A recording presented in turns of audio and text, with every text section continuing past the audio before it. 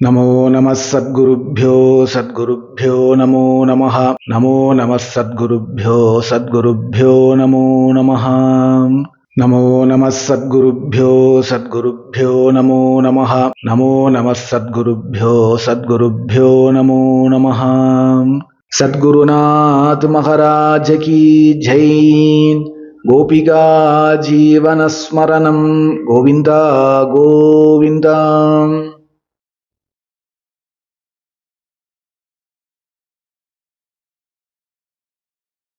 நமோ நம சத்குருभ्यो நமோ நமः. நமோ நம சத்குருभ्यो நமோ நமः.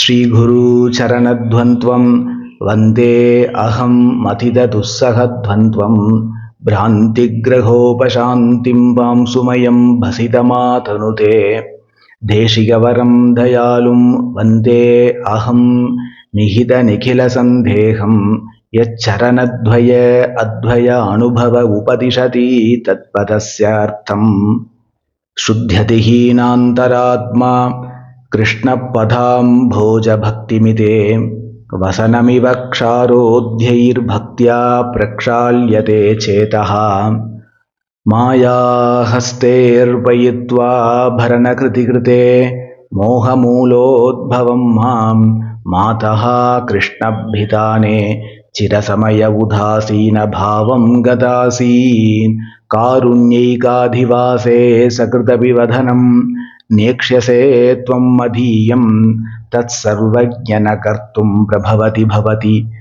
கிம் நு மூலஸ்ய சாந்திம். உதாசீனஸ்தப்தः சதத அகுணः சங்கரஹிதः பவாம்ஸ்தாதः காதः பரமிக பவேத் ஜீவனகதிः. அகஸ்மாத் அஸ்மாக் யதி ந குருதே ஸ்நேகமததः வசஸ்வ ஸ்வீயாந்தர்விமலஜடரே அஸ்மின் புனரபி.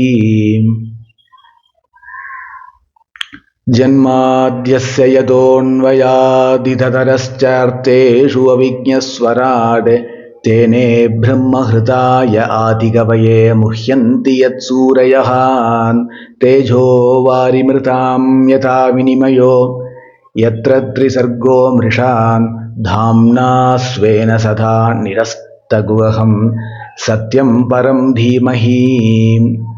சாந்த்ரானந்தாவபோதாத்மகமனுபமிதம் காலதேசாவதிभ्याம் நிர்முக்தம் நித்யமுக்தம் இஹமசதசகஸ்ரேன நிர்பாஸ்யமானம் அஸ்பஷ்டம் திருஷ்டமாத்ரே புனருரு புருஷார்த்தாத்மகம் பிரம்மதத்வம் தத்தாவத்பாதி சாக்ஷாத் குருபவனபுரே ஹந்தபாக்யம் ஜனானாம். ஸ்ரீஹரிம் பரமானந்தம் உபதேஷ்டாரமீஸ்வரம் வியாபகம் சர்வலோகானாம் காரணம் தம் நமாம்யஹம். நாராயணம் பத்மபுவம் வசிஷ்டம் சக்திம் தத்புத்திரபராசரம் ச வியாசம் சுகம் கௌடபதம் மகாந்தம் கோவிந்த யோகீந்திர அதாஸ்ய சிஷ்யம் ஸ்ரீசங்கராச்சாரியம் அதாஸ்ய பத்மபாதம் ச ஹஸ்தாமலகம் ச சிஷ்யம் தம் தோடகம் வார்த்திககாரம் அந்யான் அஸ்மத்குரூன் சந்ததம் ஆனதோஸ்மி. சத்குருநாத் மகாராஜ் கி ஜெய். கோபிகா ஜீவனஸ்மரணம் கோவிந்தா கோவிந்தா. கிருஷ்ணா குருவாயூரப்பா கிருஷ்ணா குருவாயூரப்பா கிருஷ்ணா குருவாயூரப்பா கிருஷ்ணா குருவாயூரப்பா. பிரபு, கிடைக்கதறியதான இந்த மனித பிறவி ஒரு சான்ஸ் நமக்கு இப்ப கிடைச்சிருக்கு. இது ரொம்ப ரேரானது, ரொம்ப துர்லபமானது. கிடைக்கதறியதான மனித பிறவி அப்படின்னு சான்றோர்கள் சொல்லுவா. அப்பேற்பட்ட மனுஷ ஜென்மா இப்ப நமக்கு கிடைச்சிருக்கு. இந்த கிடைச்சிருக்கிற மனுஷ பிறவிக்கு ஏதாவது ஒரு ஹையர் பர்பஸ் உண்டா, உயர்ந்த லட்சியம் அப்படின்னு ஏதாவது ஒன்று உண்டா அப்படின்னா நிச்சயம் உண்டு. மிகவும் துர்லபமான இந்த மனுஷ ஜென்மா கிடைச்சிருக்கிறதுக்கு ஒரே ஒரு காரணம்தான் உண்டு. இருக்கிறதுக்குள்ள கிருஷ்ண பக்தியை சம்பாதிச்சுண்டு பிறப்பு இறப்பு அப்படிங்கிற சம்சார சக்கரத்திலிருந்து நிரந்தரமாக பூர்ணமாக வெளியில வருவதற்காக, கிருஷ்ணச்சரணம் பிராப்தியாகிறதுக்காக நமக்கு இந்த மனுஷ ஜென்மா ஒரு சான்ஸ் நமக்கு கொடுத்துருக்கார். இந்த அமூல்யமான மனுஷ ஜென்மாவை வேஸ்ட் ஆக்கிடக்கூடாது. ஒரு கால் வேஸ்ட் ஆக்கிட்டோமானால் இதற்கு அடுத்த பிறவி மனுஷ ஜென்மா தான் அப்படின்னு சொல்றதுக்கு இல்லை. இன்னொரு 10 ஜென்மா கழிஞ்சாவது நிச்சயம் ஒரு முறை மனுஷ ஜென்மா கிடைச்சிரும் அப்படின்னும் சொல்றதுக்கு இல்லை. ஒரு பிறவி அனுபவிச்சு தீர்த்த பிறகு அதற்கப்புறம் அதற்கும் மேலதான் அதற்கும் மேலதான் அதற்கும் மேலதான்னு நிச்சயம் ஒரு சிஸ்டம் இந்த மனுஷ பிறவிக்கு மாத்திரம் கிடையாது. ஏன் கிடையாதுன்னா, ஒவ்வொரு ஜென்மாலையும் அவனவன் பண்ற பிராரப்தம் கர்மா தான், அவனவன் பண்ற கர்மா தான் அதை தீர்மானிக்கிறது அடுத்த பிறவி என்ன அப்படின்னு. அப்படி இருக்க இந்த ரொம்ப துர்லபமான மனுஷ பிறவிய கிருஷ்ணபக்தி சம்பாதிச்சுக்கிறதுக்காகவும் கிருஷ்ணச்சரணத்தை அடையறதுக்காகவும் கிருஷ்ணச்சரணத்தை அடைஞ்சி இந்த சம்சார சக்கரத்தை தாண்டறதுக்காகவும் நாம் பிரயோஜனப்படுத்திக்கணும். ஸ்ரீமத் பாகவதத்துல 3ய ஸ்கந்தத்துல கபில தேவகூதி உபாக்கியானத்துல கபில பகவானா நம்ம குருவாயூரப்பன் தானே அவதாரம் பண்ணது. குருவாயூரப்பன் கபில பகவானா அவதாரம் பண்ணி தனது தாயான தேவகூதியினிடத்துல மோட்சத்தை அடையறதுக்கு உண்டான வழியை ஸ்டெப் பை ஸ்டெப்பா சொல்றார். அதுல சொல்றார், நயுஜ்யமானயா பக்தியாக பகவத் அகிலாத்மனி சதுருஷோஸ்தி சிவப் பந்தா யோகினாம் பிரம்ம சித்தையே அப்படிங்கிறார். அனைத்து ஜீவராசிகளுக்குள்ளேயும் ஆத்மாவா இருக்கிற பகவான் ஆகிய என்னிடத்திலேயே வைக்கிற பக்தி தான், என்னிடத்துல ஏற்படக்கூடிய பக்தி தான் மோட்ச சாதனமாக ஆகும் அப்படிங்கிறார். அப்ப பக்தி தான் மோட்சத்தை கொடுக்கும். பக்தியே மோட்சம். சுத்த சாத்வீகமான கிருஷ்ண பிரேம பக்தியை விட தனியா ஒரு முக்தி அப்படின்னு ஒரு பிரக்கிரியை கிடையாது. பக்தி தான் முக்தி. அப்படி இருக்க இத்தகைய கிருஷ்ண பக்தியை எப்படி சம்பாதிச்சுக்கிறது? என்ன பண்ணா இந்த கிருஷ்ண பக்தியை கிடைக்கும்? என்ன ஜபம் பண்ணணுமா, நாம சங்கீர்த்தனம் பண்ணணுமா, சப்தாக கிரமேண பாகவதம் பாராயணம் பண்ணணுமா, திவ்யதேசங்கள் யாத்திரை என்ன பண்ணா கிடைக்கும்? இதெல்லாம் பண்ணா கிடைக்காதுன்னு அர்த்தம் இல்லை.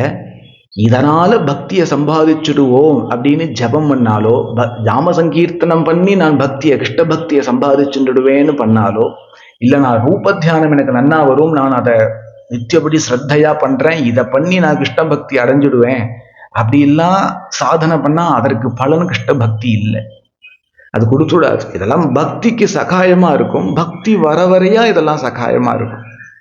அப்ப உத்தமமான கோபிகைகளுடைய பக்தி போல, ராதையோடைய நில போல நமக்கும் ஒரு கிருஷ்ண பக்தி ஏற்படணுமானால் அதற்கு என்ன வழி அப்படின்னா, ஸ்ரீமத் பாகவதத்துல அதே கபில தேவகூதி உபாக்கியானத்துல கபில பகவானா வந்திருக்கிற நம்ம குருவாயூரப்பன் சொல்ற, சயேவ சாது சுக்ருதோ மோக்ஷத்வார அபாவிருத்தம் அப்படிங்கிறார். சாது சங்கத்தினாலதான்பா மோக்ஷம் ஆகிய பக்தி கிடைக்கும் அப்படிங்கிறார். சொல்லிட்டு விட்டுடலை.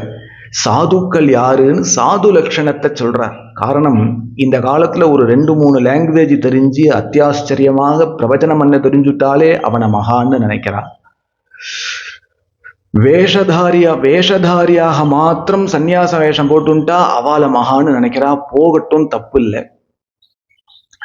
ஜோஷியம் பார்த்து பரிகாரம் சொல்லணும், புத்திரபாகியத்துக்கு மூலிகையர் கட்டணும், ஏதோ கடன் பிரச்சனை அதை நீங்கிறதுக்கு யந்திரம் போடணும், இல்லை ஏதாவது மேஜிக் பண்ணுறது, இல்லை நன்னா பகவான் கண்டத்தை கொடுத்துருக்காரு அதை வச்சு கீர்த்தனைகளை ஆச்சரியமாக பாடி சபையை பிரமிப்பிக்க வைக்கணும். இப்படி பண்ணுறவாளெல்லாம் கூட மகான்கள் சாதுக்கள் நினச்சிட்டு போறா.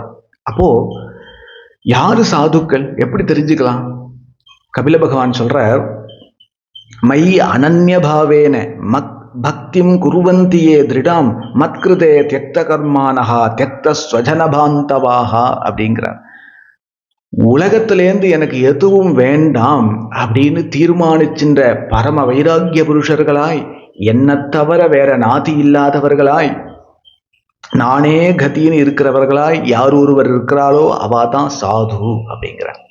அது மாத்திரம் சாது லட்சணம் இல்லை, தொடர்ந்து அடுத்த ஸ்லோகத்திலையும் சொல்றார், மதாஸ்ரயாக கதாமிருஷ்டா ஸ்ருண்வந்தி கதயந்தி ச தபந்தி விவிதாக தாபா நைதாத் மத்கத சேதசா அப்படிங்கிறார்.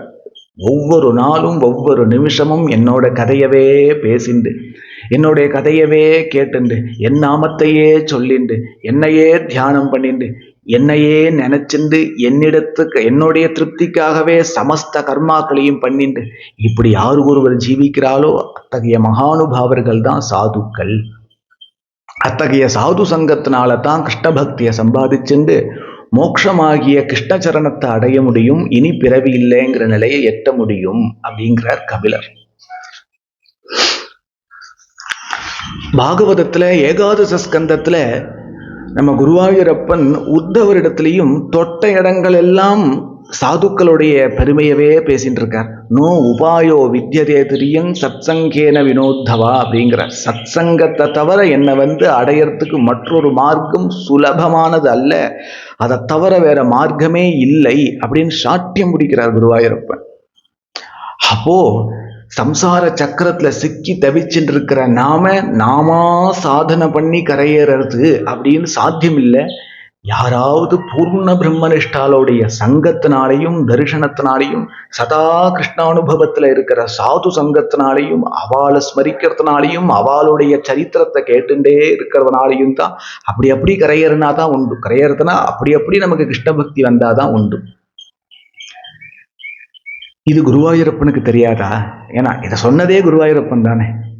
அப்போ பரம கருணாமூர்த்தியான குருவாயூரப்பன் சமஸ்த ஜனங்களையும் ஸ்பிரிச்சுவல் லைஃப்ல திருப்பி என் சரணத்துல சேர்த்துடணும் அப்படின்னு ஆசைப்படுறானாம் குருவாயூரப்பன். சர்வேஸ்வரன் ஆசைப்படுறான். ஏன்னா எந்த ஜீவராசிகளையும் நரகத்துக்கு தள்ளிடவோ, நரகத்தை விட கொடுமையான புனர்ஜன்மாவை கொடுத்துடவோ அந்த ஹிருதயம் ஏத்துக்காதான், ரொம்ப வருத்தப்படுவார். ஐயோ இந்த ஜீவனை விட்டுட்டோமே, இந்த ஜீவன் தப்பு பண்ணிட்டா நரகத்துக்கு தள்ளுறோம், இதுல என்ன இருக்குன்னு நினைக்க வேண்டி இருக்க, ஐயோ இந்த ஜீவனை நான் கரையேத்தலையே, இந்த ஜீவனை எந்த ரூட்ல போனா கரையேற்றலாமோ அந்த ரூட்ல போய் நான் கரையேத்தலையேன்னு தன்னைத்தானே நொந்து போறான். எல்லா ஜீவர்களும் அவனுக்கு சமபுத்தின்னு ஒண்ணு உண்டு, அது அப்பப்பவாவது அவனுக்கு வரும் இல்லையா? அதனால எல்லா ஜீவராசிகளையும் தன் சரணத்துல சேர்த்துடணும். யாரோ ஒத்த 2 பேர் இல்லை, குரூப்பா செட்டா அப்படியே என் சரணத்துல சேர்த்துடணும், அவர்களை சம்சாரத்திலேருந்து தூக்கிடணும்னு ஆசைப்படுற குருவாயூரப்பன் அதற்கு ஒரு வழி கண்டுபிடிக்கிறான். என்னன்னா, பாரத தேசம் பூரா சாதுக்கள் அலைய விடுறான், உலகம் பூரா சாதுக்கள் அலைய விடுறான். ஏன்? சாது சங்கத்தினால தானே கிருஷ்ண பக்தி கிடைக்கும். அப்போ அவர்கள் அலைய விட்டுடுவானா? ஒரு தனவான், ஒரு செல்வந்தன் தன் லைஃப்ல தனக்குன்னு தேடி ரொம்ப ரேரான விலை உயர்ந்த ரத்தனத்தை சேர்த்து வச்சுப்பான். தன்னுடைய ஒய்ஃபுகிட்டயோ புள்ளகிட்டயோ கூட தன்னுடைய நிதியா வச்சுட்டு இருக்கிற ரொம்ப அமூல்யமான ரொம்ப ரேரான அந்த ரத்தனத்தை சேர்த்து வச்சுட்டு இருக்கேன், தன்னிடத்துல இருக்குன்னு கூட சொல்ல மாட்டான். அப்படியே தனக்குன்னே வச்சுப்பான். அதை அந்த செல்வந்தன் ரோட்ல எறிவானா? அப்படி மனசு வந்துடும், முட்டாளா என்ன? அது போல நம்ம குருவாயூரப்பன் இந்த சாது நமக்கு கிடைச்சா, இந்த சாது நமக்கு கிடைச்சான்னு தேடி தன்னுடைய நிதி அப்படின்னு சாதுக்களை பொறுக்கி தன்னிடத்துல வச்சுக்கிறான். வெளியில ஒரு நாளும் ஒரு தட்டி காட்ட மாட்டான். ஏப்பா என்ன வேணும் உனக்கு? எனக்கு புத்திர பாக்கியம் வேணும். அப்படியா? உனக்கு புத்திர பாக்கியம் கிடைச்சிடும். இப்போ உனக்கு என்னப்பா? எனக்கு பதவி உயர்வு வேணும். அப்படியா? உனக்கு ப்ரமோஷன் கிடைச்சிரும். உனக்கு என்னப்பா? நான் கடனால வியாதினால கஷ்டப்படுறேன், உனக்கு நீங்கிடும்பா அப்படின்னு யாரெல்லாம் குருவாயூருக்கு என்னென்ன கேட்டு வராலோ அத்தனை பேருடைய பிரார்த்தனையையும் நிறைவேற்றி தருவார். ஆனால் தனக்குன்னு ஏகமா வச்சுட்டு இருக்கிற அந்த சாதுக்களாகிய நிதியை காட்டக்கூட மாட்டான். அப்பேற்பட்ட தனக்குன்னு வச்சுட்டு இருக்கிற சாதுக்களை லோகத்துல விதரணம் பண்றான். பாரத தேசம் பூரா உலகம் பூரா தெளிச்சு விடுறான். அதை ரோட்ல உலகத்துல அலைய விடுறான். காரணம் என்னன்னா நம்ம மேல இருக்கிற அபாரமான கருணையினால தான். என்ன கருணை? சித்த முன்னாடி தானே சொன்னேன், சாது சங்கத்தினாலதான் கிருஷ்ண பக்தியும், கிருஷ்ண பக்தினாலதான் கிருஷ்ண சரணமும் கிடைக்கும். அந்த கிருஷ்ண பக்தி சாது சங்கத்தினாலதான் கிடைக்கும்னு சொன்னேன் இல்லையா, அதற்காக அலைய விடுறான். ஆச்சு, கொஞ்ச காலம் ஆச்சு. கோலோகத்துக்கு முன்னைக்கும் இப்ப தேவலை, முன்னைக்கும் இப்ப தேவலை. வருஷத்துக்கு ஒருத்தர் வந்துன்றது போக இப்ப வருஷத்துக்கு ஒரு 100 பேர் 1000 பேர் வரா. குருவாயூரப்பன் பார்க்கறான், சாதுக்களாலதான் ஒரு ஜீவனை எந்த விதமான தராதர தகுதியையும் பார்க்காம எந்த பாப நிலையில இருந்தாலும் பட்டுன்னு பவித்திரமாக்கி பூர்ணமாக்கிட முடியும். அத்தகைய சாது சங்கத்தினாலையும் ஒரு ஜீவன் உத்தாரணம் ஆகாம இருப்பானா? வாய்ப்பே இல்லையே. அப்படி இருந்தும் ஏன் கூட்டம் கம்மியா இருக்கு கோலோகத்துல அப்படின்னு நினைக்கிறான். அப்பதான் அவனுக்கு ஒண்ணு புரியுறது, ரொம்ப துர்லபமான உத்தமமான சாதுக்களுடைய சங்கம் இந்த ஜீவனுக்கு கிடைக்கணுமானால் அதற்கு ஒரு பாக்கியம் பண்ண வேண்டியதா இருக்கு. கொஞ்ச நேரத்துக்கு முன்னாடி சொன்ன மாதிரி கலியுகத்துல வேஷதாரிகள், சங்கீதம் அண்ணா பாட தெரிஞ்சவா, 2-3 லாங்குவேஜ்ல ஜனங்களை பிரமிப்பிக்க வைக்கக்கூடிய ரீதியில பிரவச்சனம் பண்றவா, ஜோசியகாரா, ஜோசியம் தப்பு இல்லை, வேதத்தோடைய 6 அங்கத்துல அது ஒரு அங்கம், அது தப்பு இல்லை, எதுக்கு பயன்படுத்தணும்னு இருக்கு இல்லையா. எந்த ஜோதிட சாஸ்திரத்துல எலுமிச்சம்பழத்தை புளிஞ்சுட்டு பெரட்டி வச்சு விளக்கேற்றணும்னு சொல்லியிருக்கா? அப்படிலாம் இருக்கா இல்லையா? என்ன பரிகாரத்துக்கெல்லாம் என்ன பிரமாணம்னே தெரியல. அப்போ இவர்களிடத்துல எல்லாம் தன்னையே அவதார புருஷன் சொல்லிக்கிறா, தான் தான் உங்களை உத்தாரணம் பண்றதுக்காக வந்த காரக புருஷன் சொல்லிக்கிறா. ஆதிசங்கருக்கு அப்புறம் நான் தான் வாஸ்தவமா மகானா அவதாரம் பண்ணியிருக்கேன் அப்படிங்கிறா. எனக்கு இத்தனை ரூபாய் பணம் கட்டிடையானால் நீ பாத பூஜை பண்ணலாங்கிறா. பாத பூஜை பண்ணா என்ன ஆகும்? நான் வைத்தியமே நீ கங்கைக்கு போக வேணாங்கிறா. எல்லாம் தன்னையே குருநாதனா நினைச்சுக்கிறா, தன்னையே மகாத்மாக்கள் நினைச்சுக்கிறா. அத்தகைய வேஷதாரிகளான சாதுக்கள் இடத்துல இந்த ஜனங்கள் கூட்டமா செல்றா. ஏன்னா அவாளுக்கு தகுந்த இடம். இவாளும் கப்பட்டா. ஏன்னா இவாளும் ஹிருதயத்துல வாஸ்தவமா கிருஷ்ண பக்தி வேணும்னு நினைக்கல. ஏதோ வெளியில இருந்து கிடைச்ச ஒரு இன்ஃப்ளூயன்ஸ் அல்லது வெளியில இருந்து கிடைச்ச ஏதோ ஒரு தகவல் அல்லது என்ன சொல்றது, நான் கிருஷ்ண பக்தன், நான் குருவாயூரப்பனுடைய பக்தன், நான் இவாளுடைய டிவோட்டி அப்படின்னு காமிச்சுக்கிறதுக்காக ஸ்பிரிச்சுவல் லைஃபுக்கு போலியா திரும்புறா. அவளுக்கு போலியான குருநாதால் தான். அப்ப கிருஷ்ணன் பார்க்கறான், வாஸ்தவமான ஜீவன் ஒரு மகாத்மாவை சென்றடைகிறதுக்கு ஏதோ ஒரு பாக்கியம் வேண்டியிருக்கு, ஏதோ ஒரு கிருபை வேண்டியிருக்கு.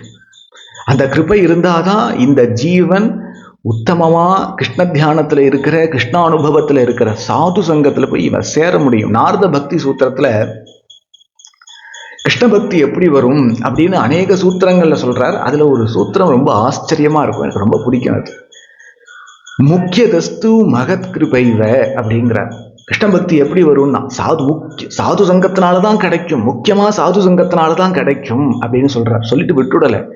அந்த சூத்திரத்துக்கு அடுத்த சூத்திரம், இந்த சூத்திரத்தோடைய முடிவே எப்படி ரொம்ப ஆச்சரியமா இருக்கும். என்னன்னா, சாது சங்கத்தினால முக்கியதஸ்து மகத் கிருபைவ, சாது சங்கத்தினால தான்பா உனக்கு கிருஷ்ண பக்தி உண்டாகணும், ஆத்ம சாட்சா்காரம் ஜொலிச்சாகணும். ஆனா அந்த சாது சங்கம் கிடைக்கணுமானால் பகவத் கிருபா லேசாத் வா அப்படிங்கிற. அதுக்கு எப்படி வியாக்கியானம் பண்ணா ஹிருதய சம்மதமா இருக்கும் அப்படின்னு கேட்டேன்னா, அந்த சாது சங்கத்துக்கும் முதல்ல கிருஷ்ணன் கொஞ்சம் கிருபை பண்ணியிருக்கணும், குருவாயூரப்பன் கொஞ்சம் கிருபை பண்ணியிருக்கணும், அப்பதான் சாது சங்கம் கிடைக்கும். சரி சுவாமி, இது என்ன தலையை சுத்தி மூக்க சொல்ற வேலையா இருக்கு? கிருஷ்ணன் கிருபை பண்ணி சாது சங்கம் கிடைச்சி அப்புறம் ஒருத்தனுக்கு கிருஷ்ண பக்தி ஏன் தரணும்? டைரக்டா கொடுத்துட்டு எல்லாமே தோணும் இல்லையா? அப்படி டைரக்டா கொடுக்க முடியாது. சர்வேஸ்வரனுக்கும் ஒரு நியதி உண்டு, அவனே தான் போட்டுண்டான் அந்த நியத்தியை. யாரும் அவனுக்கு நியத்தி போட முடியாது. என்ன நியத்தின்னா, சாது சங்கத்தினாலதான் கிருஷ்ண பக்தி அப்படின்னு. யாரோ ஒருத்தர் 2 பேருக்கு இல்ல, பிருந்தாவனம் போன்ற அலௌகிகமான க்ஷேத்திரங்களுடைய சரித்திரம் வேற, அது ரொம்ப ரேர். தானே ஒருத்தனுக்கு கரையேற்றுறதுன்னு நடக்கவே நடக்காதுன்னு அர்த்தம் இல்லை, அது ரொம்ப ரேர். அப்ப சாது சங்கத்தினால தான் கரையேற்றணும். இந்த சாது சங்கம் இந்த ஜனங்களுக்கு கிடைக்கணுமானால், உத்தமமான சாது கிடைக்கணுமானால் அதுக்கு ஒரு பெரிய கிருபை, ஒரு பெரிய பாக்கியம் தேவைப்படுறது அந்த இடத்துல. அந்த பாக்கியம் தான் என்னுடைய கிருபை. அந்த கிருபையை சமஸ்த ஜனங்களுக்கும் தரத்துக்கு வேண்டி பாரத தேசம் பூரா இன்னைய தேதிக்கு உலகம் பூரா விவித நாம ரூபத்துல விவித பூஜா பிரக்கிரியையோடு கூட ஆலயத்துல அர்ச்சாமூர்த்தியாக போயிடுவோம். அவரும் சுலபமா வந்து சேவிக்கிற அர்ச்சாமூர்த்தியாக போயிடுவோம் அப்படின்னு திருவுள்ளம் கொண்டு பாரத தேசம் பூரா வெவ்வேறு நாமரூபத்துல வெவ்வேறு பூஜா பிரக்கிரிகளோடு கூட சர்வேஸ்வரன் ஆலயத்துல அர்ச்சாமூர்த்தியாக இருக்கான். சரி சுவாமி, ஏன் வெவ்வேறு நாம ரூபம்? உலகம் பூரா பாரதம் பூரா குருவாயூரப்பன் தான் அப்படின்னு வந்துடக்கூடாதோ? இல்ல சிவபெருமான் தான், முருகன் தான் அப்படிதான் வந்துடக்கூடாதோ? உலகம் பூரா ஒரே ரூபம். யாருக்கு தான் தெரியாது? ஈஸ்வரன் ஒருவன், சயேகா, இறைவன் ஒருவனா தான் இருக்கான். அவன் பலவேறு விதமான ரூபமா வரான்னு எந்த ஜனங்களுக்கு தெரியாது? நான் சொல்லியா நீங்க தெரிஞ்சுக்கணும்? எல்லாருக்கும் தெரியுமே. ஆனா ஏன் வெவ்வேறு நாம ரூபமா வரா அப்படின்னா, வெவ்வேறு வாசனைகளுடைய ஜீவர்களாக இருக்கிறதுனால. லோகோ பின்ன ருச்சிகி, லோகத்துல இருக்கிற சமஸ்த ஜனங்களும் ஒவ்வொருத்தரும் ஒவ்வொரு விதமான வாசனைகளை வச்சுட்டு இருக்கா. அந்த வாசனைகளுக்கு தகுந்த மாதிரி நாம ரூபத்தோட வந்தாரா சித்த நின்று நம்மளை பார்ப்பான். சில பேருக்கு ஐயப்பனா வந்தாதான் திரும்பி பார்ப்பான். சில பேருக்கு இப்போ ட்ரெண்டு முருகனா வந்தாதான் பார்ப்பான். சில பேருக்கு காளியா வந்தாதான் பார்ப்பான்.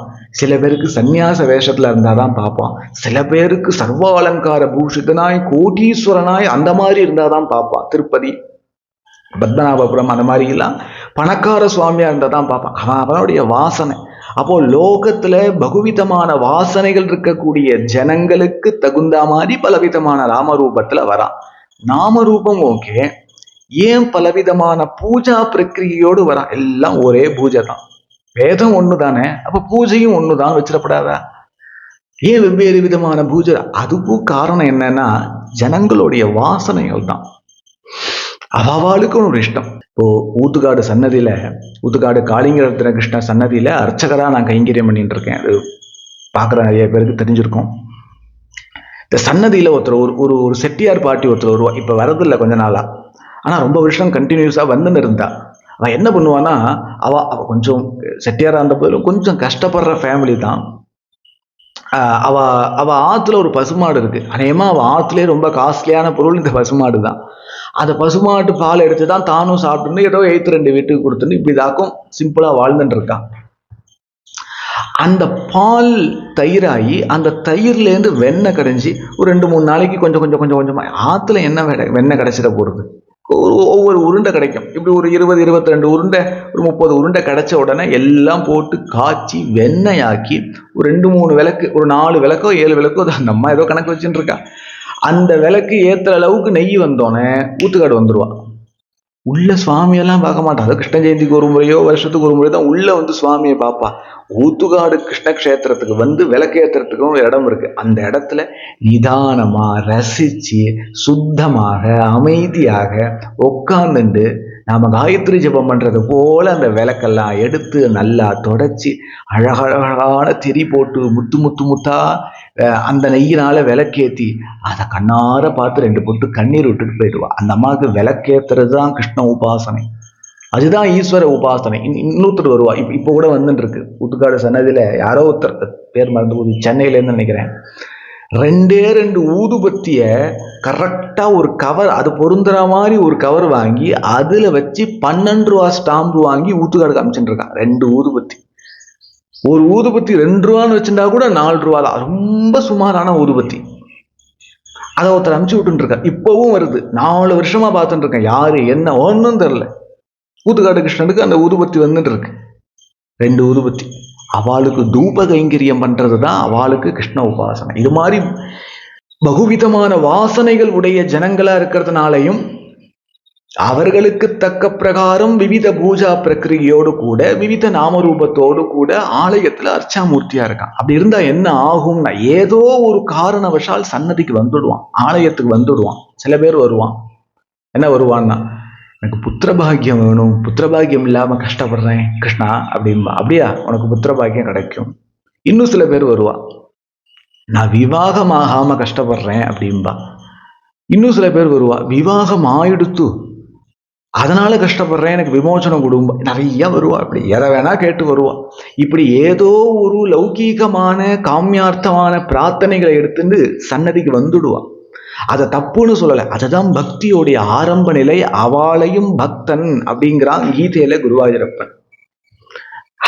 அவெல்லாம் சும்மா ஆரம்பப்படி, நாமெல்லாம் எங்கேயோ உயர்ந்துட்டோம் அப்படிலாம் நினைக்கப்படாது. அவ வந்துட்டாலே எங்கேயோ மந்திரவாதிட்ட போகாம கோவிலுக்கு வரணும்னு வந்திருக்காளே, புத்திரபாகியத்துக்காக மந்திரவாதிட்ட போகாம, ஏதோ பலி சடங்குன்னு அப்படி எதுவும் பண்ணாம ஏதோ கோவிலுக்கு வந்துட்டாலே அம்மட்டிலும் பாக்கியவான்கள். அதுலயும் கிருஷ்ணன் கோவிலுக்கு வந்தாச்சு, பெருமாள் கோவிலுக்கு வந்தாச்சுன்னா அது ஒரு பாக்கியம்தான்.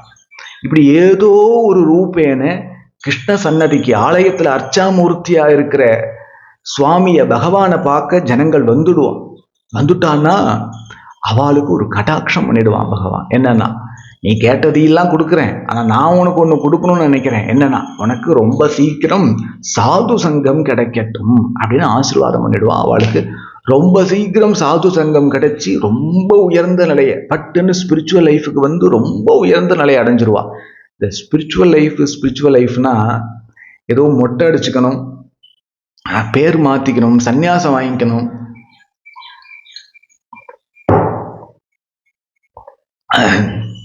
வீட்டை விட்டு வெளில போகணும், வைராக்கியம் வரணும், பற்றெல்லாம் அருகணும், காடு மலை குகையில போய் தபஸ் பண்ணணும் அப்படிலாம் நினைச்சுக்காதீங்க. அப்படி பண்றதுக்கு பேர் மட்டும்தான் ஸ்பிரிச்சுவல் லைஃப் நினைச்சுக்க வேண்டாம். அப்படியெல்லாம் போற மகாத்மாக்கள், மகனீயர்கள், உத்தம சாதகால் என்னைக்கும் நம்ம பாரத தேசத்துல இருக்கா.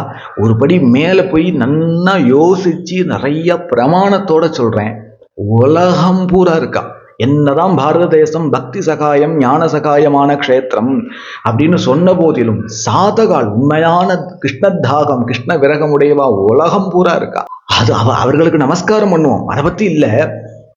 ஆனால் அது மாதிரி போறது மட்டும் தான் ஸ்பிரிச்சுவல் லைஃப் நினைச்சுக்க வேண்டாம். உங்க உடம்பு உலகத்துல எந்த காரியம் பண்ணுதோ அந்த காரியத்தை பண்ணிட்டே இருக்கட்டும். அதெல்லாம் பிராரப்தம். அது என்ன காரியமோ அதெல்லாம் பண்ணிட்டே இருக்கட்டும். உடம்பு சமையலில் வேலை பார்க்குற ஒரு பிராரப்தமா அதை பண்ணட்டும், இல்லை ஆஃபீஸ் ஒர்க்கா அதை பண்ணட்டும், இல்லை நைட்டு ஷிஃப்ட்டு, இல்லை ஒரு கார் ஓட்டுறது, மரம் வெட்டுறது, இன்னும் நிறைய கர்மாக்கள்லாம் இருக்கு. அதெல்லாம் உடம்பு உலகத்துல என்ன பண்றதோ பண்ணட்டும். அதை எதையுமே மாற்றக்கூடாது, நாமளாம் மாற்றக்கூடாது. அதை மாத்திட்டு நான் காட்டுக்கு போறேன்னு அறகுற வைராக்கியத்துல கிளம்பணும்னா ஆபத்து. நம்மளை ஈஸ்வரன் எங்க வச்சிருக்கானோ அங்கதான் நாம கிருஷ்ண பக்தியை சம்பாதிக்கிறதுக்கு ஞானத்தை அடையறதுக்கு உண்டான பீஜம் இருக்கு, விதை இருக்கு. நாமளா வீட்டை விட்டு கிளம்பக்கூடாது. அப்படி கிளம்பினாதான் ஆன்மீகம் நினைச்சுக்க கூடாது. என்ன எது ஸ்பிரிச்சுவல் லைஃப் அப்படின்னு கேட்டா, உடம்பு உலகத்துல எந்த காரியம் பண்ணிட்டு இருக்கும் போதும் அதை கேர் பண்ணாம ஹிருதயத்துல உங்க லட்சியத்தை மாத்தின்றுடுங்க. என்ன மாத்திக்கிறதுன்னா, போரும் இந்த சம்சார லைஃப், இனி எனக்கு கிருஷ்ண பக்தி தான் வேணும், கிருஷ்ண சரணம் தான் வேணும் அப்படின்னு உங்க ஹிருதயத்துல உண்மையா ஒரிஜினலா ஆழமா இப்படி ஒரு ஆசையை விதைச்சிடுங்க. உங்க லட்சியத்தை மாத்திடுங்க. அதுதான் ஸ்பிரிச்சுவல் லைஃப். அந்த விதை இருக்கு பாருங்க, அந்த விதையை வச்சுட்டு நீங்க மணிக்கணக்கா ஜபம் பண்ணலாம், மணிக்கணக்கா நாம சங்கீர்த்தனம் பண்ணலாம், நான்யார் விசாரம் பண்ணலாம், உங்க ஆத்துல சமையலறையிலையும் வேலை பார்க்கலாம், ஆஃபீஸ் ஒர்க்கும் பண்ணலாம். நீங்க உடம்ப வச்சுட்டு உலகத்துல எந்த சாதனை பண்றேங்கிறது முக்கியம் இல்லை. ஹிருதயத்துல பாவகிராகி ஜனார்தனகான்னு தனிப்பெரும் பெருமை குருவாயூரப்பனுக்கு தான் உண்டு, கிருஷ்ணனுக்கு தான் உண்டு. உள்ள என்ன விதைய விதைச்சிருக்கேலோ அந்த ஆசை, அந்த விதை, அந்த தாகத்தை தான் குருவாயூரப்பன் பார்ப்பான். பாக்கி எல்லாம் தானா நடக்கும். ஸோ அதுதான் ஸ்பிரிச்சுவல் லைஃப். இப்படி சன்னதிக்குள்ள வரவா ஏதோ காரணவசால் கிருஷ்ண கிருப்பையினால சாது சங்கம் கிடைச்சி ஸ்பிரிச்சுவல் லைஃபுக்கு கிருஷ்ண பக்தியை சம்பாதிச்சு பூர்ணம் ஆயிடுவான். அப்படிங்கிற உத்தேசத்துல பாரத தேசம் பூரா ஆலயத்துல அர்ச்சாமூர்த்தியாக சர்வேஸ்வரன் பகவான் வரா. நம்ம பாரத தேசத்தை எடுத்துப்போமே, எத்தனை க்ஷேத்திரங்கள் இருக்கு. 108 திவ்ய தேசம்னு ஒண்ணு உண்டு. அதுக்கப்புறம் அதுல அகப்படாத பண்டரி க்ஷேத்திரம் போன்ற மகா க்ஷேத்திரங்கள் உண்டு. அப்புறம் இதிகாச புராண க்ஷேத்திரங்கள்லாம் ஸ்கந்த புராணம் வச்சு கணக்கெடுத்து பார்க்கும் பொழுது ஒரு 42 க்ஷேத்திரங்கள் உண்டு. 41 சொல்லுவான், 36 சொல்லுவான். ஆக அது ஒரு குரூப் உண்டு. இந்த எந்த செட்டிலையுமே சேராம ஊத்துக்காடு போன்ற அநேக மகா க்ஷேத்திரங்கள் இருக்கு. இவ்வளவு க்ஷேத்திரம் இருக்கு இல்லையா, ஒவ்வொரு க்ஷேத்திரத்திலையும் ஒவ்வொரு மாதிரி இருக்கான் பகவான். இப்போ சில க்ஷேத்திரத்துல எடுத்துட்டோமானால் நரசிம்மனா இருக்கான், சில க்ஷேத்திரத்துல ராமனா இருக்கான், ஊத்துக்காடு போன்ற சில க்ஷேத்திரங்கள்ல கிருஷ்ணனா இருக்கான், சில க்ஷேத்திரங்கள்ல நாராயணன் வாசுதேவனா இருக்கான், ஸ்ரீரங்கம் தொட்டு அநேக க்ஷேத்திரங்கள்ல சர்வேஸ்வரன் ரங்கநாதனா இருக்கான், காஞ்சியை தொட்டு அநேக க்ஷேத்திரங்கள்ல வரதராஜனா இருக்கான், திருமலையை தொட்டு அநேக க்ஷேத்திரங்கள்ல ஸ்ரீனிவாசனாக மலையப்ப சுவாமியாக இருக்கார். இப்படி ஒவ்வொரு க்ஷேத்திரத்திலையும் ஒவ்வொரு மாதிரி இருக்கான். அப்படி இருக்கான் இல்லையா அத பாருங்க. கிருஷ்ணனாகவே வாழ்ந்துன்னு இருக்கிற ஒரு 2 மகா க்ஷேத்திரம் நம்ம பாரத தேசத்துல உண்டு. அது என்ன 2 மகா க்ஷேத்திரங்கள்? கிருஷ்ணன் வாழ்ந்துட்டு இருக்கான். அவதார காலத்துல நாம் இல்லையேன்னு குறப்பட்டுக்கவே வேண்டாம். அந்த அவதாரம் தன்னுடைய திவ்ய திருமேனியை மறைச்சிண்டு வைகுண்ட லோகத்துக்கு போறது போல ரிஷிகளுக்கும் சில ஜனங்களுக்கும் காமிச்சிட்டு வைகுண்டம் போகல. கிருஷ்ணன் அவதாரம் இன்னும் பூர்த்தி ஆகல. கிருஷ்ணனாகவே 2 மகா க்ஷேத்திரங்கள்ல இருக்கான். அதுல ஒன்று குருவாயூர், மற்றொன்று ஸ்ரீ பிருந்தாவனம். இதுல ஸ்ரீ பிருந்தாவனத்தை பத்தி நாம் பிறகு பார்ப்போம். குருவாயூர் க்ஷேத்திரத்தையாக்கும் எடுத்துட்டு இருக்கோம். அது என்ன குருவாயூர்ல கிருஷ்ணன் வாழ்ந்துன்னு இருக்கான்னு சொல்றேன், அது என்ன விஷயம் அப்படின்னு கேட்க தோணும் இல்லையா? இன்றைய தினம் குருவாயூர் க்ஷேத்திரத்தோடைய ஸ்தல புராணத்தை தான் விரிவா பார்க்க போறோம். சுருக்கமா இல்ல, விரிவா பார்க்க போறோம். ஒரு க்ஷேத்திரத்துடைய ஸ்தல புராணம் அப்படின்னு எடுத்துட்டோமானால் இது ஒரு 1000 வருஷம் முன்னாடி தொடங்கியது. இல்ல இன்னொரு க்ஷேத்திரத்துடைய ஸ்தல புராணம் சொல்ல போறோம். இந்த க்ஷேத்திரத்துடைய ஸ்தல புராணம் தொடங்குறது எங்க தெரியுமா? 10,000 வருஷத்துக்கு முன்னாடி அப்படின்னு கதை சொல்ல ஆரம்பிக்கணும். இன்னும் சில க்ஷேத்திரங்களுக்கு போகும்பொழுது இந்த க்ஷேத்திரத்துடைய ஸ்தல புராணம் 1,00,000 வருஷத்துக்கு முன்னாடி ஆரம்பிக்கிறது தெரியுமா அப்படின்னு கதை சொல்லணும். ஸ்ரீரங்கம் போன்ற மகா க்ஷேத்திரங்கள்ல ராமாவதார காலத்திலிருந்து இந்த யுகத்துக்கும் முந்தின யுகத்திலேயாக்கும் இந்த க்ஷேத்திரம் வந்திருக்கு அப்படின்னு ஸ்ரீரங்கம் போன்ற சில க்ஷேத்திரங்களுடைய ஸ்தல புராணத்தை தொடங்கணும்.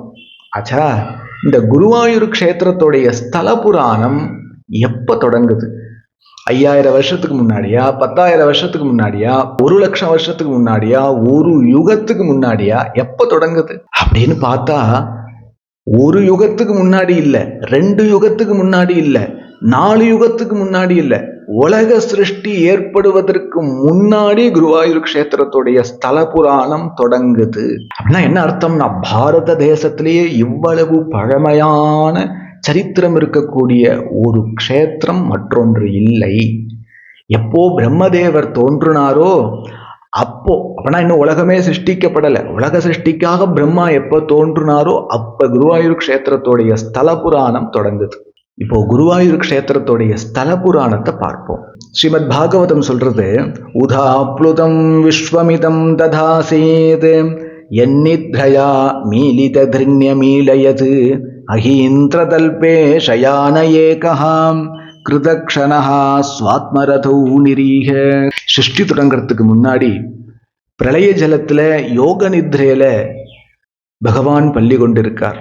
எப்படி பள்ளி கொண்டிருக்கார்னா, ஷயான ஏகஹா, ஏகனாக, ச ஏகஹா வேதம் சொல்றது இல்லையா, ஏகனாக சயனிச்சுட்டு இருக்கான். அப்பொழுது அவனுக்கு தனக்கு தானே சிருஷ்டி பண்ணணும்னு தோண, எப்போ சிருஷ்டி பண்ணணும்னு எந்த க்ஷணம் சங்கல்பிக்கிறானோ அந்த க்ஷணம் ததா வித்யதி நாபிதேஷாத், பகவானுடைய நாபி கமலத்திலிருந்து சபத்ம கோஷா, அலௌகிகமான சகஸ்திர தலம் இருக்கக்கூடிய பத்மம் ஆகாசத்துல விரிஞ்சு நிற்கிறது. அதோடைய மூலம் பகவானுடைய தொப்புலா இருக்கு. அதுல தல்லோக பத்மம் சவுயேவ விஷ்ணு பிராவி விஷத் சர்வகுணாவபாசம் தஸ்மின் ஸ்வயம் வேதமயோ விதாதாம் ஸ்வயம்புவம் யஸ்ம வதந்தி சோபூத். அந்த பத்மத்துல ஸ்வயம்புவாக பகவானே பிரம்மதேவராக மாறி பிரம்மதேவர் தோன்றினார். வேதத்திலையும் ஸ்ரீமத் பாகவதத்திலையும் பிரம்மதேவருக்கு ஸ்வயம்பூ அப்படின்னு பேர் இருக்கு. ஏன் ஸ்வயம்பூன்னு சொல்லுவானேன்னா, நம்மளை போல ஒரு ஸ்திரீ புருஷ சங்கத்தினால பிறக்காததுனால ஸ்வயம்பு. அது மாத்திரம் இல்லை, உலகத்துல இல்ல அத்தனை பேரும் அத்தனை பொருட்களும் அத்தனையும் உலகம் உள்பட சிருஷ்டிச்ச காரியமாச்சு இல்லையா, சிருஷ்டி பண்ணதாக்கும் இவ்வளவும். அது மாதிரி யாராலையும் எப்பவும் சிருஷ்டி பண்ணப்படாம பகவானே சவுயேவ விஷ்ணு, பகவானே பிரம்மதேவராக மாறி இருக்கார். அவர் சிருஷ்டிச்ச வஸ்து இல்லை அப்படிங்கிறதுனாலையும் ஸ்வயம்பு. மேலும் நம்மளை போல ஒரு வாத்தியாரிடத்துல சென்று சந்த திருவ சொல்லி வேதம் கத்துக்க வேண்டி இருக்க, அப்படி கத்துக்க வேண்டிய அவசியம் இல்லாதபடியே நமக்கெல்லாம் பிறப்புரிமையாக எப்படி சுவாசம் இருக்கோ அது போல பிறப்புரிமையாக பிரம்மாவுக்கு வேதம் கிடைச்சிருத்து. வேதமயோவிதா, வேதம் கிடைச்சிருத்து. பிறப்புரிமையாக பிரம்மாவுக்கு கிடைச்சிருத்து. அப்படி யார்கிட்டையும் போய் கத்துக்காம பிறப்புரிமையாக பிரம்மதேவருக்கு வேதம் கிடைச்சதுனாலையும் சுயம்பு. அப்படி சுயம்புவாக பிரம்மதேவர் தோன்றார். பத்மத்துல அப்படியே கண்ணை திறந்து பார்க்கிறார். தன் பத்மத்துல நிற்கிறார். சுத்தி பார்க்கிறார். உலக சிருஷ்டியே நடக்காததுனால எங்க பார்த்தாலும் கார் இருளா இருக்கு. எங்க பார்த்தாலும் இருட்டா இருக்கு. ஒன்றும் இல்லை, ஏன்னா ஒன்றும் படைக்கல. அப்ப பிரம்மதேவர் சுத்தி பார்க்கிறார். ஒன்றும் படைக்கப்படாததுனால சுத்தி இருட்டா இருக்கு அப்படின்னு தெரிஞ்சுட்டார். இன்னும் உலக சிருஷ்டியே ஆகல அப்படின்னு தெரிஞ்சுட்டார். ஆனா என்ன யாரோ படைச்சிருக்காளே, என்ன யாரோ சிருஷ்டி பண்ணிருக்காளே, நான் எப்படி வந்தேன், நான் எங்கேருந்து வந்தேன், உலகமே படைக்கல, என்ன யார் படைச்சிருக்கா, யாருன்னு தெரியலையேன்னு வெளியில பகுப்பிரயாசம் பண்ணி தேடி பார்க்கிறார். வெளியில தேடி பார்க்கறதுனாலயே பதில் கிடைக்கல. அப்ப பிரம்மதேவர் என்ன பண்ணார், என்ன ரொம்ப சோர்ந்து போய் பத்மத்துல ஒரு ஓலமா உட்கார்ந்தார். ஏன்னா தன்னை படைச்சவன் யாருன்னு தெரியலையே, இப்படி அனாதையா நிக்கிறோமே அப்படின்னு. அப்போ பிரம்மதேவருடைய ஹிருதயத்துல இருந்து ஒரு இன்னர் வாய்ஸ் கேட்டது. என்னன்னா தப அப்படின்னு, தபஸ் பண்ணுன்னு கேட்டது. வெளியில கேட்கல. வெளியில கேட்டிருந்தால் வெளியில தேடி இருக்கணும். வெளியில தேடிதான் கிடைக்கலையே.